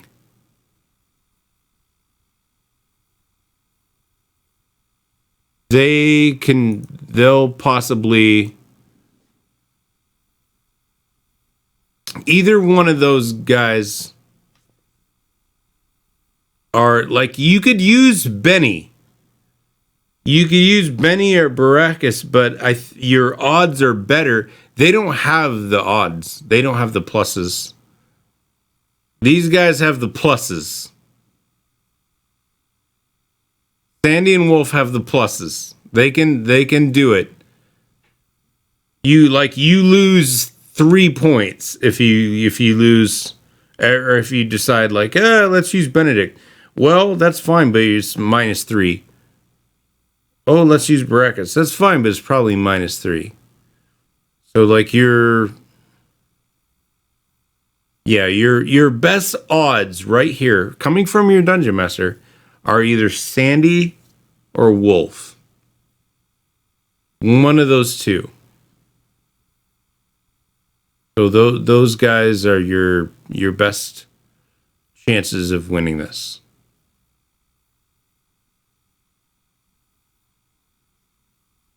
And I don't care who does it. It looks like it's going to be Wolf on 9 votes, 10 votes. Okay. So you guys are leaning on Wolf for this. The heavy hitter.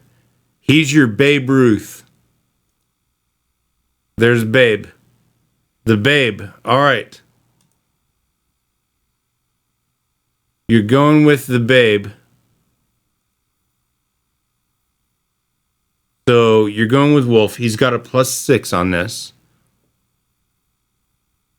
And I've got a +2, but I honestly, I'll say as a DM, I don't have a +6. I have a slightly less than you do. But you still got to beat me. You got to beat me on this roll. So you're using Wolf. Only a rock biter can roll. And the rock biters have to agree on who's going to roll. Only a rock biter can roll because that's his affiliation. And then you guys have to agree, like, hey, we think this person is going to represent us, or we want this person to represent us. So clan.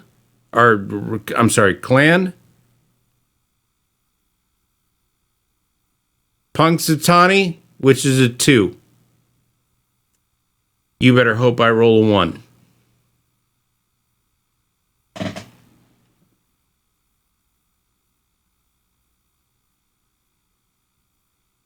Okay.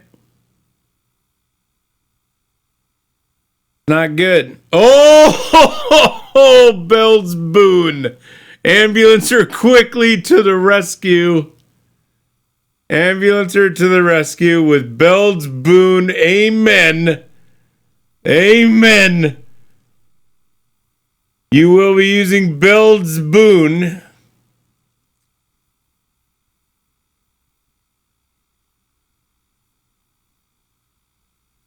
Very well. So you get another roll because you're rolling with advantage.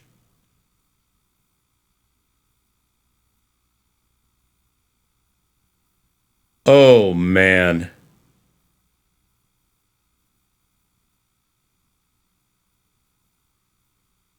Ouch. But it's a 4. But it's a 4.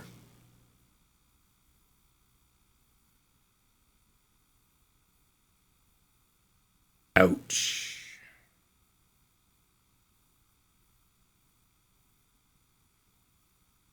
It's actually a +6. You get a +6.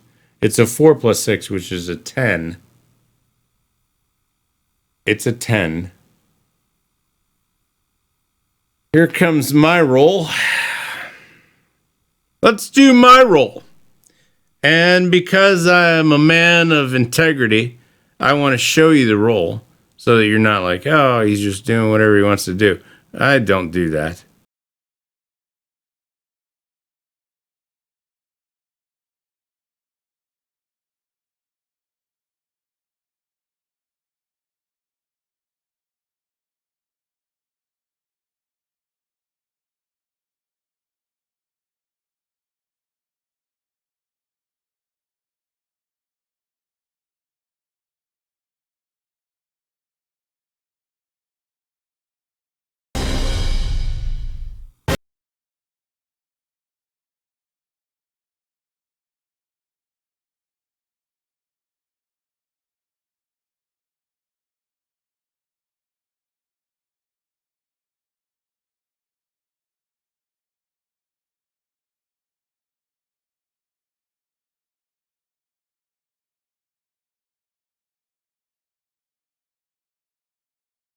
Ouch. Well, that hurt.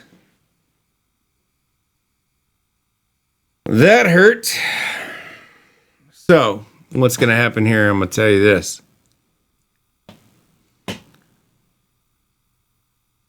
You took your shot. Took your shot with Wolf. He was still riding on the back of that worm. He started sliding around it. Slippery. Started sliding around, started trying to take a shot. As he was falling away, whipped out the sword, swung, just glancing blow. The worm came down, crush on him. Powerful blow. This will turn the tide of battle, but it doesn't mean one of you is going to die. It just means one of you will be reduced to 0 hit points.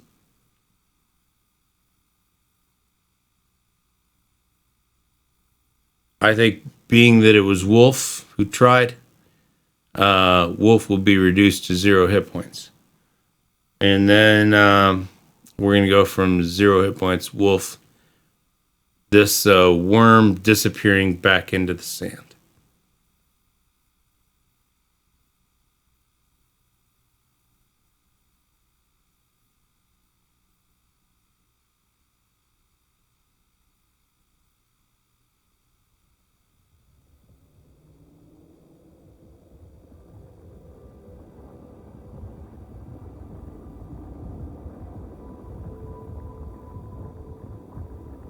Baracus is trying to pull him up out of the sand. Porceless Kiss. You have enough for Porceless Kiss too? God damn it.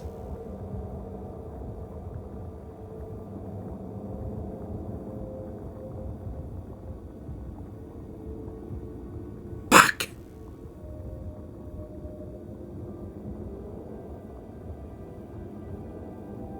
And you've got Baracus. God damn it, ambulancer. You spoiled my fun. You spoiled it. I was gonna do something totally different. Now I can't. Using Porceless Kiss, ambulancer brings our character back to one hit point, but that's just enough.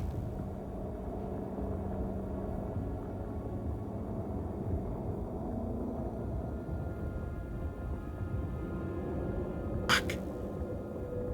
40-something hit points I reduced Wolf to. He was almost dead. Almost dead. Nope, not on your watch. Now he's back to 1. He can be healed. He's breathing. Kelpie's hovering over him. Wolf, are you okay? Wolf, if you're not okay, I'm not okay. Please. Shakes him. Wolf opens his eyes. Kelpie.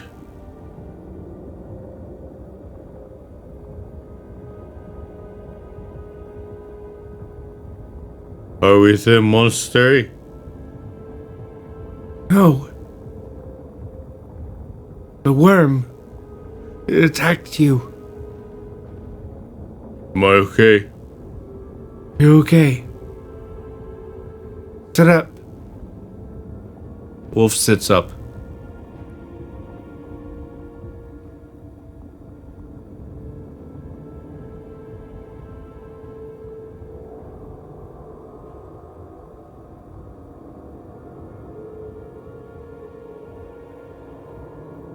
I'm new again.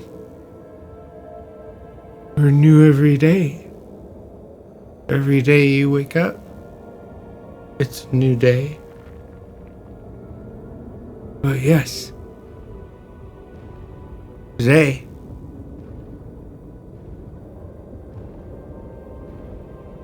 Wolf, I don't know where I would be without you.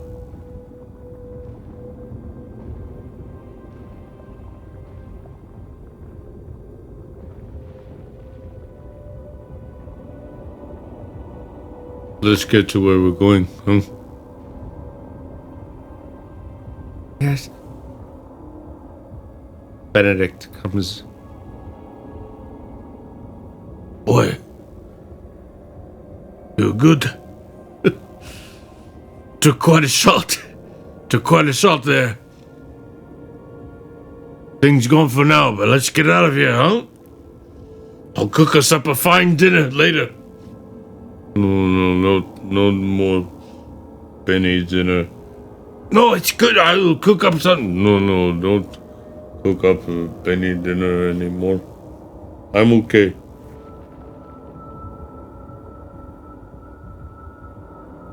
Let us get out of here, says Maracus. Let us get out of here.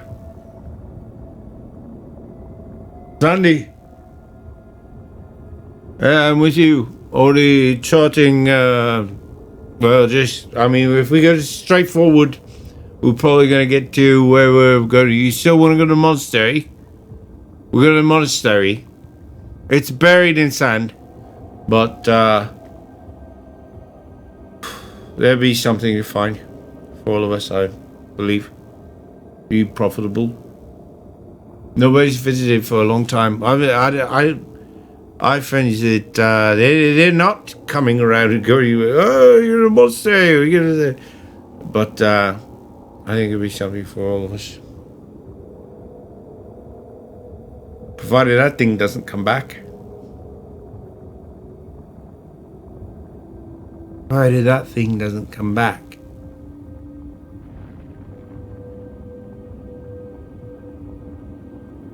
Wolf? Okay.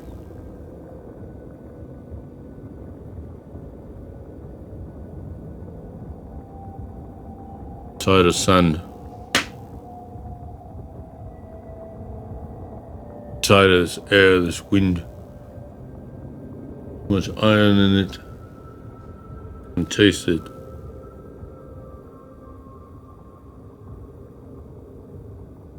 Tell you.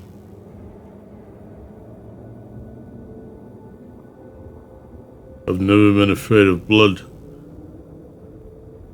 No.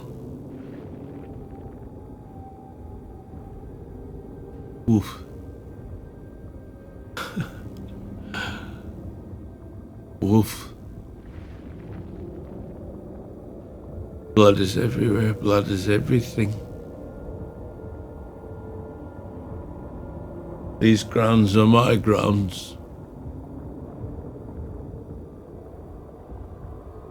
They are ripe, fertile ground for you to die and for you to be reborn. Do you know that without the woman, the witch, Ursula, you would not be alive? I don't know anything about that. No. No, I'm alive.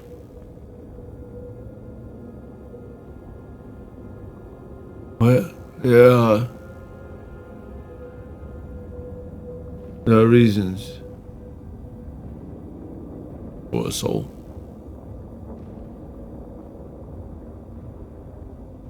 Let us forge ahead, says Maracus.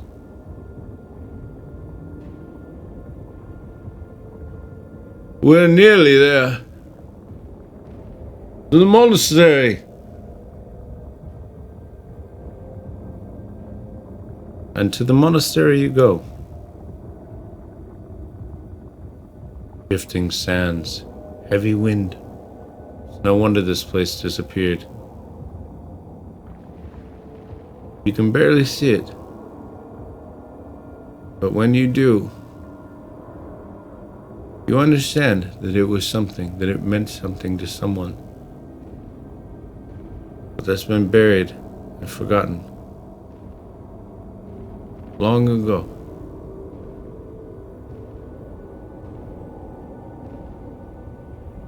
That's our end for the evening.